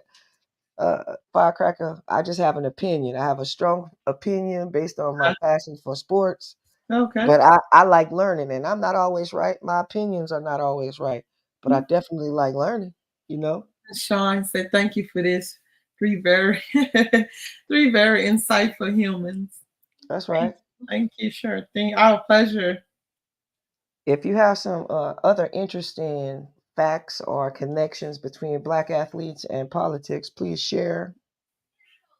You guys do you want me to show the Reggie Jackson? Hold up. I wanted to say one more thing before we go into Reggie Jackson.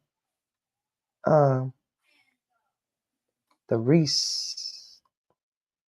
Because Jazz said her favorite athlete was Sha'Carri, I wanted to give people that's joining us a little bit about the redemption story about Sha'Carri. See right here where I got Sha'Carri? Okay, I'm gonna find it for you. So while we're doing that, Firecracker, can you please read this comment? Bad cookies say it's because Nike generates billions for sports teams with their endorsements and products. It's the same with Adidas and what that's football. I'm not sure what that is. Oh, Adidas and football maybe. Puma tried to break the monopoly but couldn't. Puma had Israeli ties.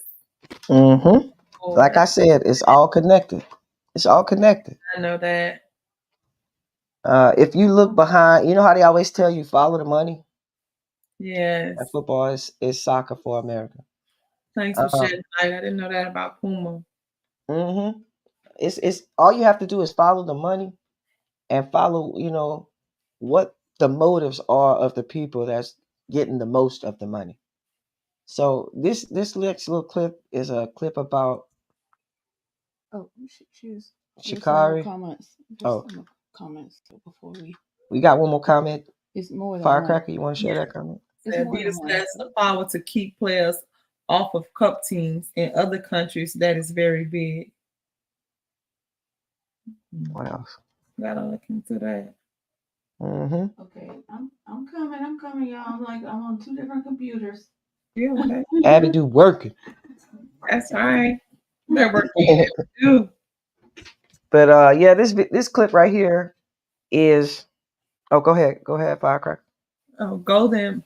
So, what are cup teams? You're not related sports cookies, are you?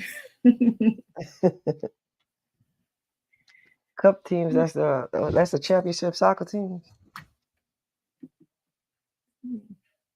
Yeah, teams for each country that play for the World Cups. It's very big for everyone around the world. It's a big football line. Yeah. Football, or otherwise known as soccer here in America. That's a big growing sport that connects a lot of countries. I mean, it could be bigger in high schools if they had more coaches, qualified coaches to coach it, because it connects it's a diverse sport that connects so much, man. I love soccer, and when I was younger, I heard that soccer is like the piano of sports. If you know how to play soccer, it's not any other sport that you can't play, because your body learn how to adjust to that soccer field and the endurance you have to play to go through it. So I appreciate soccer a lot. Comments. All right. We could go to The video? yeah. Yeah, Jazz, I wanted people, excuse me. God, dog, y'all gonna have to charge me every time I mess up. Firecracker. I make sure I put comments up because some people aren't, they need to read it. They're not. Okay. And No problem with that. And it's good to read them out loud because some people are doing things. They're not Other just, things. like, on their phone, I they're feel not that. on their computer. I appreciate that.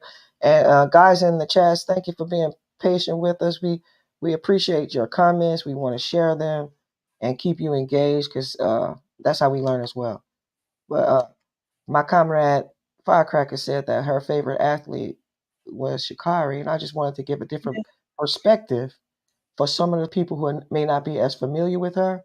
This is a Louisiana. In the world. Exactly. This is a Louisiana athlete from LSU, dominating the track world. She's on several billboards. She's on there's a Netflix special called Sprints. She's in that. They give a different perspective on that. But basically, this young lady was ripped to shreds nationally on national media when she made a mistake dealing with a tragic consequence that happened, tragic incident that happened in her life. She dealt with it a certain way and went on blast, right? They broke her down. But I want you to see how she transformed that adversity. Well, can we explain a little more than that? Well, So go ahead, elaborate. Basically, she learned that her she was like That's in what the foster video care was or going to something. say. Okay. I had an interview scheduled with my agent. I knew I was having an interview. I knew going into the interview, I was just thinking it would be a normal interview, and then on the interview to hear that information come from a complete stranger was definitely triggering. Was definitely nerve shocking, because it's just like, how are you to tell me that? It's like, and no offense against him at all. He's just doing his job, but definitely that sent me in a state of mind, in a state of emotional panic, if anything. And still knowing that even though I'm here, I still have to go out and put on a performance for my dream, go out there and still compete to what it is. So yes, definitely triggered, and from there just blinded by emotions, blinded by sadness, blinded by just hiding hurt, honestly, for the fact that I know that I can't hide myself. So at least in some type of way, I was just trying to hide my pain.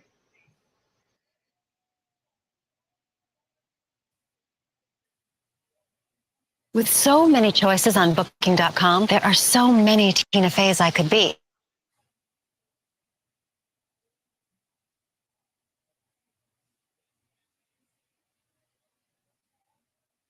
You have to unmute.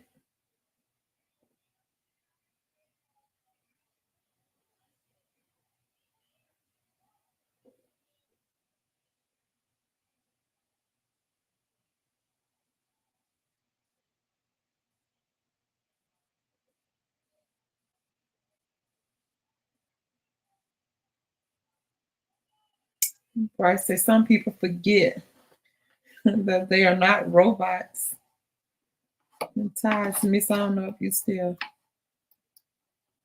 muted or not. Yeah, I was muted. My bad. I'm talking away. I said, I was saying how this put her on the radar for me. Like, I'm not going to front and say I knew about it when she first signed the scholarship, but seeing how America could take an incident like this, a bad choice you make, and try to rip you to shreds, right? Like, they ripped this young lady. This is a young girl, bro.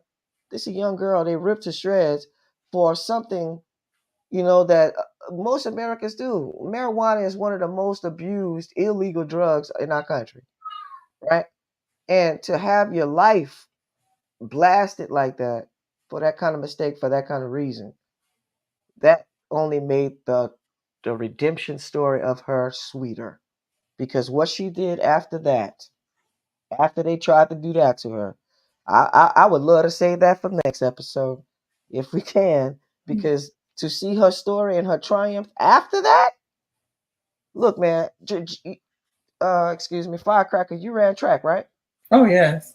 So this video, if you could look, I don't even know how to find this video, but there's a video of her in I think it may be a 100-yard dash or something like that, or it could have been a relay, whatever.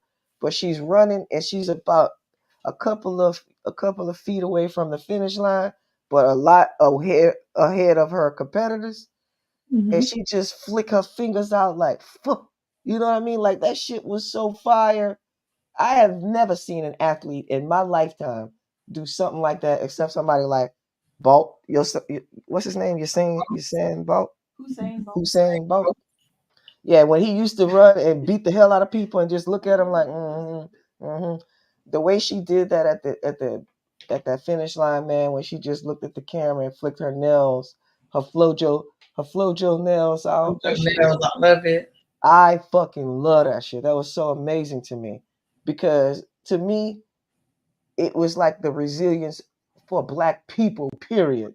The way that you're beaten down, you know, for a mistake, and then to have the capacity to lift not only yourself out the mud, but your whole family. This girl has changed her entire family. You understand? When America could have discarded her and threw her away, it ain't nothing like that to me. And that's what I'm talking about when I say the power of sports. The power of sports to change not only your life, but your family life. Doing something that you love. Get out. Get out.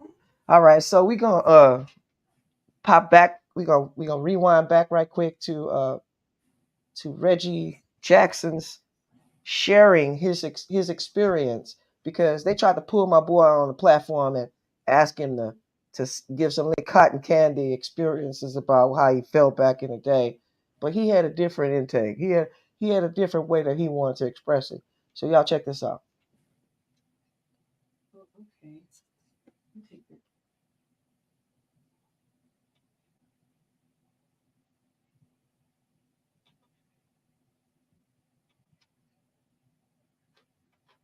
Jackson joining us now. Reggie, great to see Cracker, you. you can hear it? And, you know, on a night, on a week that we remember and honor Willie Mays, I just wanted to point out for maybe the non-baseball fan watching tonight, wanted to thank for joining us, because Willie was his godfather and they were so close, and for him to come up here and do that, and we appreciate that. Thought it was so great.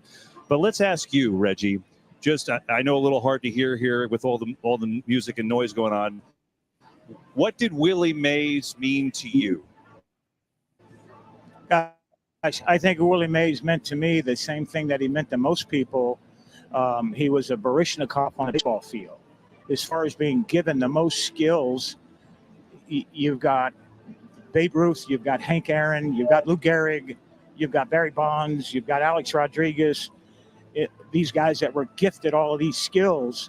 But the guy that got the most skills, I believe, of anyone, run, throw, hit with power, defense, as well as baseball instincts. He had 6 rather than 5.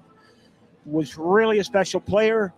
I think that he had a lot of things to say about the game, but at the time when Willie was playing, Hank Aaron was playing, the Willie McCoveys were playing, the Bob Gibsons were playing.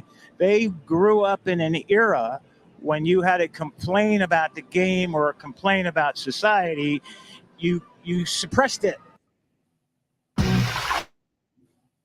Life's better when you're under our roof, because when Hold tight. They can't hear you. you feel protected, you're free to enjoy your dream. American Family Insurance. Get a quote, find an agent at amfam.com. Today's player doesn't do that. Well, I tell you, you know, Reggie's been like a big brother to me. Right? I don't want to say like a father, but I'm saying a big brother to me. So Reggie, I'm older than you. Are you Dad. keeping it real? I just found out. You keeping it real?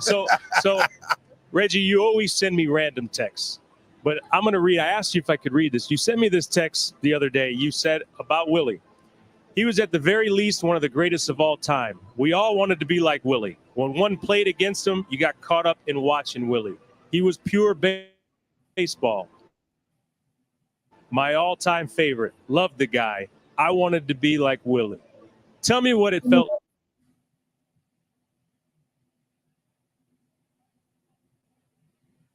And the feet, the heels over the spikes. I learned by watching Willie Mays. He was the first guy to get his uniform tapered. He and Mickey Mantle. But the way that he showed the love of the game, the way he respected the game, even when he had a complaint about what may have been going on with minorities or whatever. In his era, Derek, you didn't speak about it. He loved the game so much that he refrained. But my admiration for him was how he went about it and how he showed people like me following him how to play. I would say to a guy that had a chance to play with you, watch him. You'll learn a lot.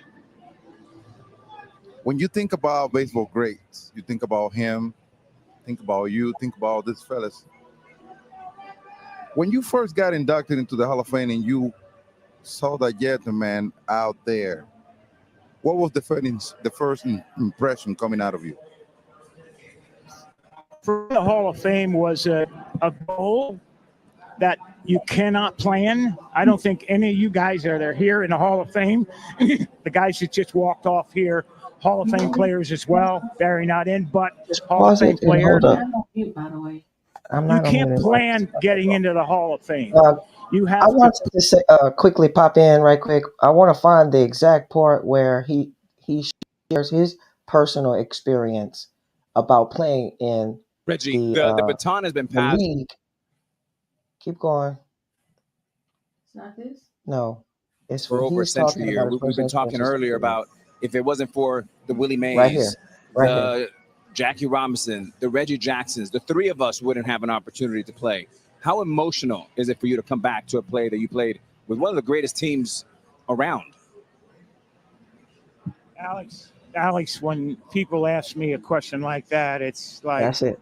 coming back here is not easy. The racism that I played here, when I played here, the difficulty of going through different places where we traveled. Fortunately, I had a manager and I had players on the team that helped me get through it. But I wouldn't wish it on anybody. People said to me today, I spoke and they said, you think you're a better person. You think you won when you played here in Concord. I said, you know, I would never want to do it again. I walked into restaurants and they would point at me and said, can't eat here. I would go to a hotel and they said, can't stay here. We went to Charlie Finley's country club for a welcome home dinner and they pointed me out with the N-word. He can't come in here. Finley marched the whole team out. Finally, they let me in there. He said, we're going to go to the diner and eat hamburgers. We'll go where we're wanted. Fortunately, I had a manager, Johnny McNamara, that if I couldn't eat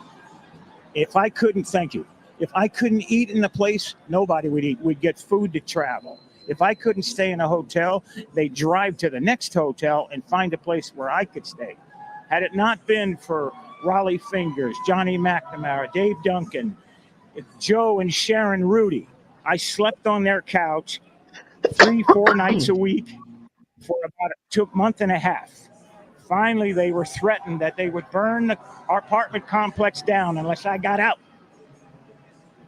I wouldn't wish it on anyone. The year I came here, Bull Connor was the sheriff the year before, and they took minor league baseball out of here because in 1963, the Klan murdered 4 black girls, children, in 11, 12, 14 years old at a church here and never got indicted.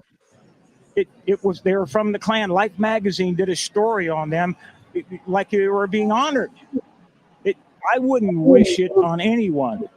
At the same time, had it not been for my white friends, had it not been for a white manager and Rudy Fingers and Duncan and Lee Myers, I would have never made it. I was too physically violent. I was ready to physically fight some. I'd have got killed here because I'd have beat someone's ass, and you'd have saw me in an oak tree somewhere. Reggie, I can't even imagine. It's awful you had to go through that, but appreciate you sharing the rawness and the honesty of it with our audience. I mean, really, We love you, Reg. Yeah. Thank you. Quick history lesson right there. That's a great man, history thank lesson. you. Reggie Jackson telling us all about it, preaching. Wow, that's unbelievable.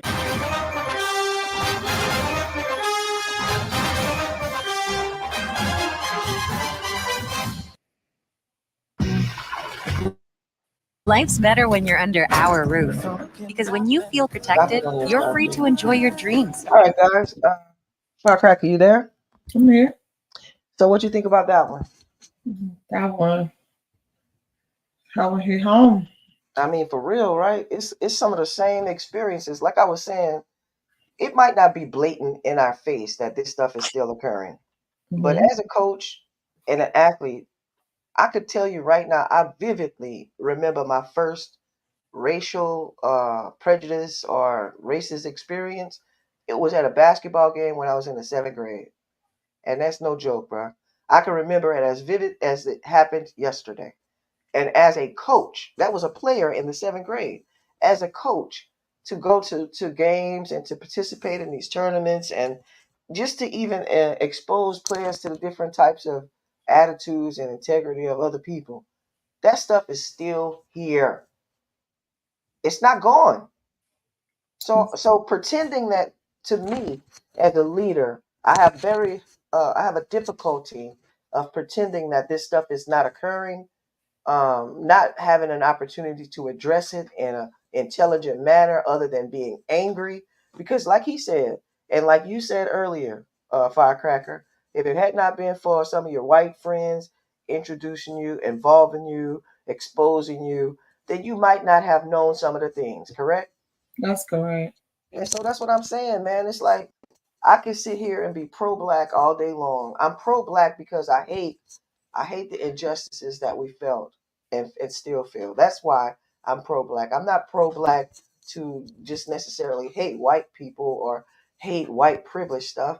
I'm pro-black because nobody else will fight for us. Because nobody else is, yeah. But I'm saying we got black people who are not. That's true. You feel what I'm saying? They got black people who are not. And you don't got to be pro-black to stand up for your community. And myself, as an athlete, as a coach, as a teacher, educator, I always had a difficult feeling of how can I be, proud of being black, represent it, speak it, act it, live it in my behavior, and not have it used against me in job search. You know what I'm saying? In other opportunities. That's the problem that I have with athletics and politics, is that it's not just on the big stage. It's locally. It's in high schools. You understand what I'm saying? Yeah. And I think we need to address it because it's not going to get better. We're going to create more monsters who get $1 million checks and have no integrity or connection to their black communities or identities.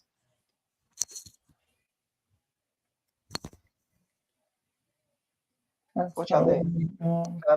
Totally agree. It got quiet. It got close. It's a lot of food for thought. Like some stuff to marinate on. And it definitely can't be just one. I mean, we definitely have to go in and shed light in some other areas as well. I'm saying, where are the voices? And you do not have to have the prestige and the level of greatness as Muhammad Ali or Jaylen Brown as MVP. There are other athletes, and that's why I also want to create it. I'm happy that Abby did created this opportunity, because those athletes that are not well known and famous, they still contribute to their communities. For example, Mr. Alonzo Allen is one of them. we're gonna talk a little bit more about him. I don't want to disclose everything, but he's an NBA player. He played for the Clippers, and he does a lot for his community in a variety of different ways. There's a lot of former athletes on the professional level that have reconnected with schools. You know, I have a cousin that played on the New England Patriots. You know, he was one of the NFL champions on the Patriots team with Tom Brady. Went through adversity in his life, but reconnected with his community, is now doing great things. I'm saying there's a lot of those untold stories and opportunities, and that's the reason why I wanted to create this platform. Can we get a good quick laugh out? Yes. Get it. Let's do a quick laugh. And then because we've been 2 hours, 2 hours and in. 15 minutes in, so we only have 2 more videos, and we're gonna wrap this up. But you guys will be back, right? Right, Firecracker? Wait, my firecracker coming back. Oh yeah. Coming back. Yes. All right, that's awesome. Okay, so here we go.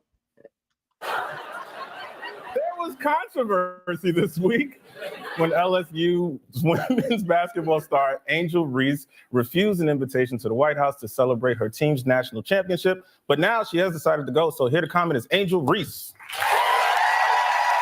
From the loop. Yeah, the Bayou Barbie is in the building. Louisiana, stand up. Well, Angel, you had quite a week. Yeah, I got people big mad. First they was mad because I was taunting, but all I did was this. You would have thought I pulled my nipple out and flicked it on national TV. Then they were mad because I didn't want to go to the White House. But hey, they invited Iowa too. But they lost. Exactly. In the history of sports, when you lose, you take your ass home. But then white girls lose, and suddenly it's all teams matter. Well, I'm glad you changed your mind. That'll be pretty cool. Yeah, it'll be cool. For them, I'm a big deal now, Che. Since college players get endorsements now, I'm about to cash in. And my brand works for anything. How does it sound, Che? Degree deodorant. Y'all stink. Well, it seems aggressive. Okay. How about this one? Garden gnomes. Man, get your little ass out my face. But that's a commercial for garden gnomes? Yeah, if the money right. Now, here's my favorite. Big ass eyelashes. Empowering women ballers and snuffleupagus since 1972. Well, Angel, I'm glad that you're enjoying the moment. Hell yeah, I am. Look, last week, women's sports was boring. Now all y'all talking about is women's sports all this week. Why? Because women is balling right now. Man, I dropped 15 on Iowa. I went hard in the paint. I grabbed about 10 boards without even messing up my eyelashes. The only thing I regret is not getting more buckets. I could have picked that ball up, bounced it off old girl head like I was in an and one tour, but you know, I was already in foul trouble, so your girl had to chill. And now I'm just sitting back getting all this baby Gap money. Why are you endorsed by Baby Gap? Because all these bitches is my sons. Angel Reese, everybody. You can't see me. We going back to back. Angel Reese. You know you made it. You know you made it when you hit SNL, right? Louisiana on the map, as usual, in athletics. Was that your first time seeing that one? Oh, honestly, that was my first time seeing it. I didn't see the episode. That was pretty funny, but it's also very visual of how America can use media, can use social media, you know, platforms like SNL to make light of situations that are serious. You know, how we talked about the NIL today and students not being informed of that opportunity in high school settings when they're preparing to go to college. So I don't like that the fact that we have to catch things and learn things through stuff like this, but it's also very important for us to continue to keep our ears open and to make sure we're doing the best we can do to represent our communities the way that we want to be. We have to be the change we want to be. And so, talking about Muhammad Ali all the way to Angel Reese, I want my boy Deontay Wilder. You got him?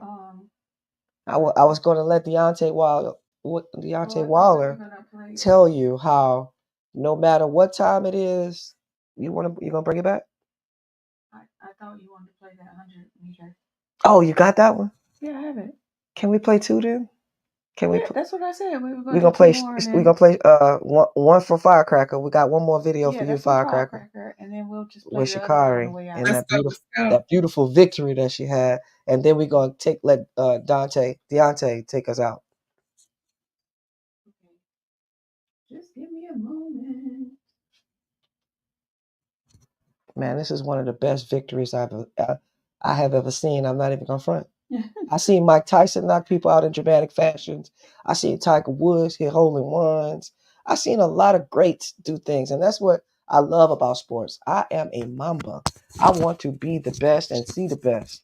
And so when I saw this video of this young lady, that shit was like, it made me feel like I did it. I'm not even fronting. It made me feel like I did it. Tell him my keyboard isn't working. All right, Patience Abidu and her keyboard is taking a little chop. You know what? I liked whenever your boy on your platform that you were just meeting, when he said we have a visitor at the door, and there was the video of the raccoon. Yeah. I like that as a segue to like technical difficulties. Right? All right, guys, check this out.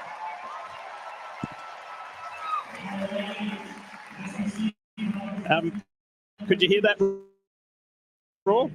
Grandmother. So, and she has been trackside at so many key moments. She's over in lane 2. A high school superstar. She was 4 years ago and went to the World Championships and then made the final.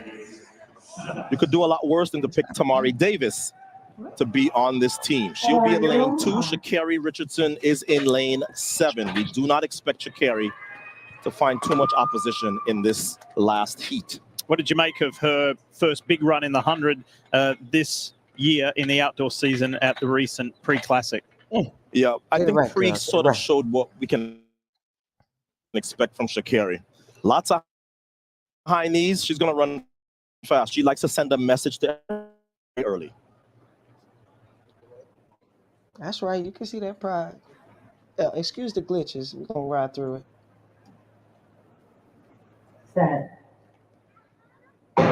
Final heat of the women's 100. Not the best start from Sha'Carri Richardson, but it doesn't matter as she starts to wind up Tamara Davis on the inside. But Sha'Carri looks over 10.88 after that kind of a start. Are you kidding? Okay, so there are 2 types of stumbles that a sprinter can have. The good kind is a stumble forward. The really bad kind is a stumble to the left or to the right. And Sha'Carri had an awful stumble to the right, and yet she recovers. What me worry and runs 10.88. Look at the start. She's going to take a step to the right after a little stumble.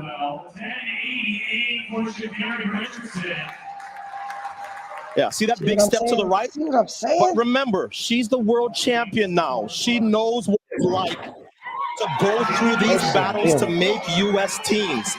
She made the team in 2023, and technically she made the team to go to Tokyo, even though she wasn't eventually able to go. So if this is 10.88, it means that Sha'Carri is probably in about 10.6 shape, and I think we'll get a taste of that. That wasn't the exact one that I was talking about. I think it was a relay or a 200-yard dash. Just about invincible. She had a longer distance ahead of the people she was racing. She had enough distance. Yeah, it probably was a relay. I think it couldn't have been a relay because her hands were free. Anyway, my point is, right when she approached that finish line, she looked at the camera and she just did her hands like a kiss in the wind, like that. We're gonna find that one for you and show it and have it for next time. I just want to end right here. Firecracker, you have any closing words or shout outs you want to say before we end it up? I mean, everything's been great. Definitely shout out to everyone who chimed in And thank you, Abby Dew. Thank you for your precious time, and thank you for having me. All right, and Jackie has one more comment we want to share from Jack. Yeah, she said, just imagine what a time she could have made if she had the perfect start. That could have been a new record. Yep. And then also I looked at a video where they missed her numbers. Like they recorded her time a couple of seconds off, and somebody like a fan or somebody did some snooping and investigation, and they saw the discrepancies at the clock that was at the finish line versus what was promoted, in the media. It was off by a couple of seconds and not to Sha'Carri's advantage, which is you and I know in track every second counts. Every second. That's right, baby. But yeah, so I just want to let you know that the more things change, the more things stay the same. And we're gonna end with a very important message from one of the boxing greats. Now let me tell you about this right quick. Abby Dew and Firecracker. This man to me was about to electrify boxing, right? He was about to dominate. You got it? You have it? He was about to dominate boxing until he let Tyson Fury lick the side of his face. Oh my God. Oh man, when I seen that, I said, I mean, I love him. I love his activism. I love his black pride and everything else. But when he walked his ass to that ring with that Game of Thrones outfit on that was too heavy for his ass, then he tried to use it and say that this uniform was too heavy. Hold on. I'm sorry, I don't mean to cut you off, but Jacqueline's in the UK, so her time zone is way off from us, so she's up late. Thank you for hanging out with us, Jacqueline. I'm glad you appreciated this show. There's more to come, and we'll see you soon. Night. But yeah, Tyson Fury made me pretty pissed off at Mr. Wilder, but I still appreciate what he says about this message that we're going to go ahead and end with. Again, guys, thank you for tuning in. Hope you enjoyed it. Again, we will be back as soon as possible. Great night. Before we go, I have to remind everyone to please like, share, and subscribe. That helps with the algorithm. We don't say that enough because I don't know why we don't say that enough, but we just don't. But please like, share, and subscribe. Tell a friend. Come back. Today is Tuesday, so chime in to the 10 Rabbit podcast Tomorrow at 8. 9 p.m. Eastern, 6 p.m. Pacific, so that would be 8 Central Time. So the 10 Rabbit podcast. And then come right back to Abby Dew, Abby Don't on Thursday for Noteworthy with me and Nahilo Nordstrom. And with that, I'm going to land my plane. Nahilo, crazy time. That's my guy right there. All right, so you guys have a wonderful rest of your evening. Thank you for hanging out with us. Thanks again, Miss Firecracker. We'll see you soon. Good night.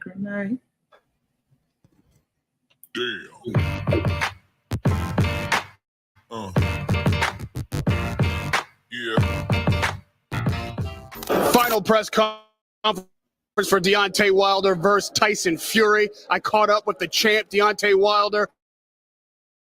Took place on the stage during the face-off. Let's hear what the champ has to say. Occupy the time, please. DeAndre, what happened on stage over there during the face-off? I mean, it's just the energy. The energy is all the talk is going to come to a ease. It's over with.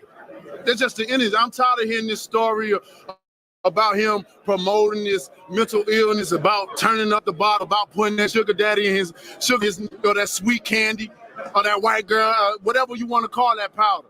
I'm tired of him talking about losing weight. Man, this is America, man. That goes on every day. I don't want no foreigner coming over here selling no story in the American public, suck into this because he has a British accent. Get the fuck out of here.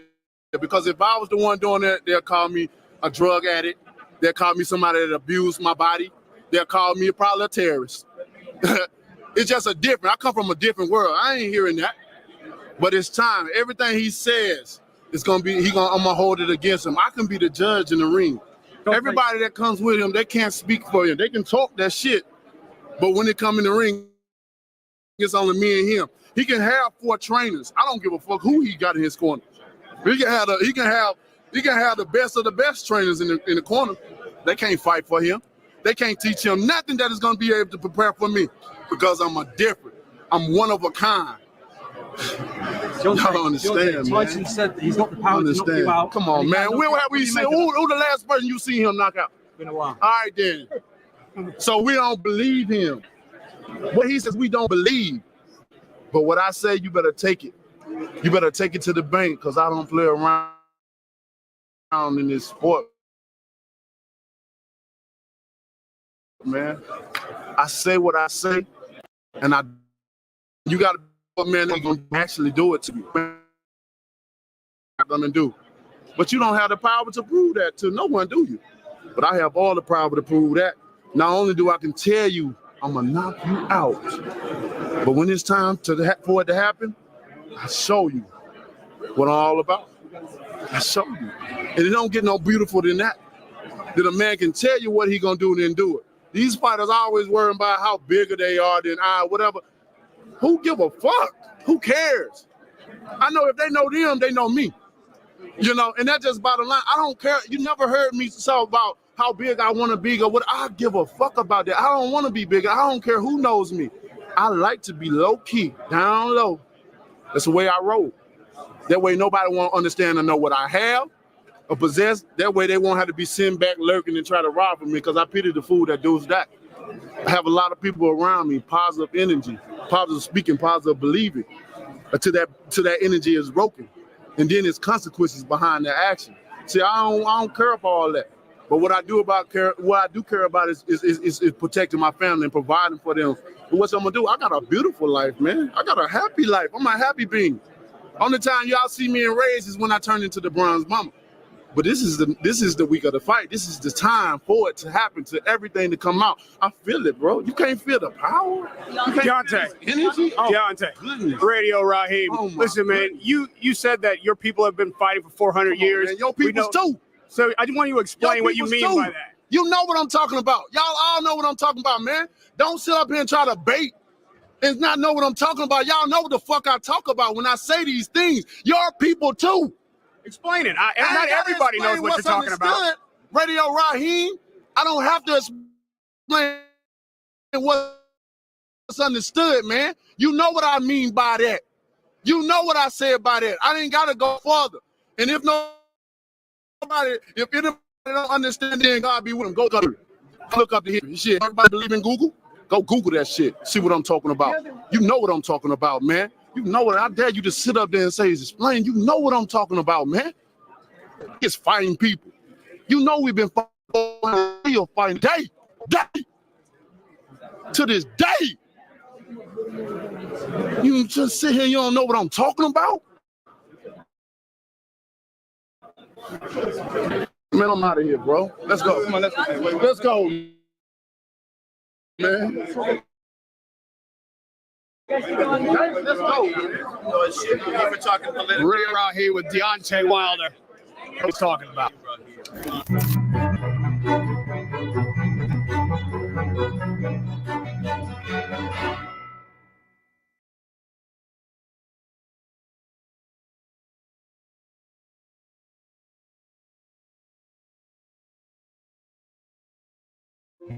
When I was accepted to SGU, that was one of the greatest days of my life. The faculty at SGU really have helped mold me into becoming the best doctor and physician that we could be. This is so comforting to know that people care enough about you and they care enough about your education to help you begin your journey. That's going to stick with me for the rest of my life.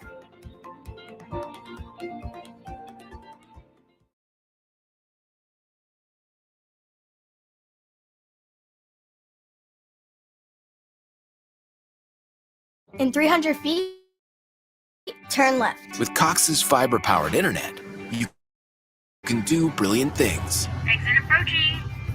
And I miss you, Daddy. At gig speeds, powered by fiber from Cox, the nation's fastest internet provider.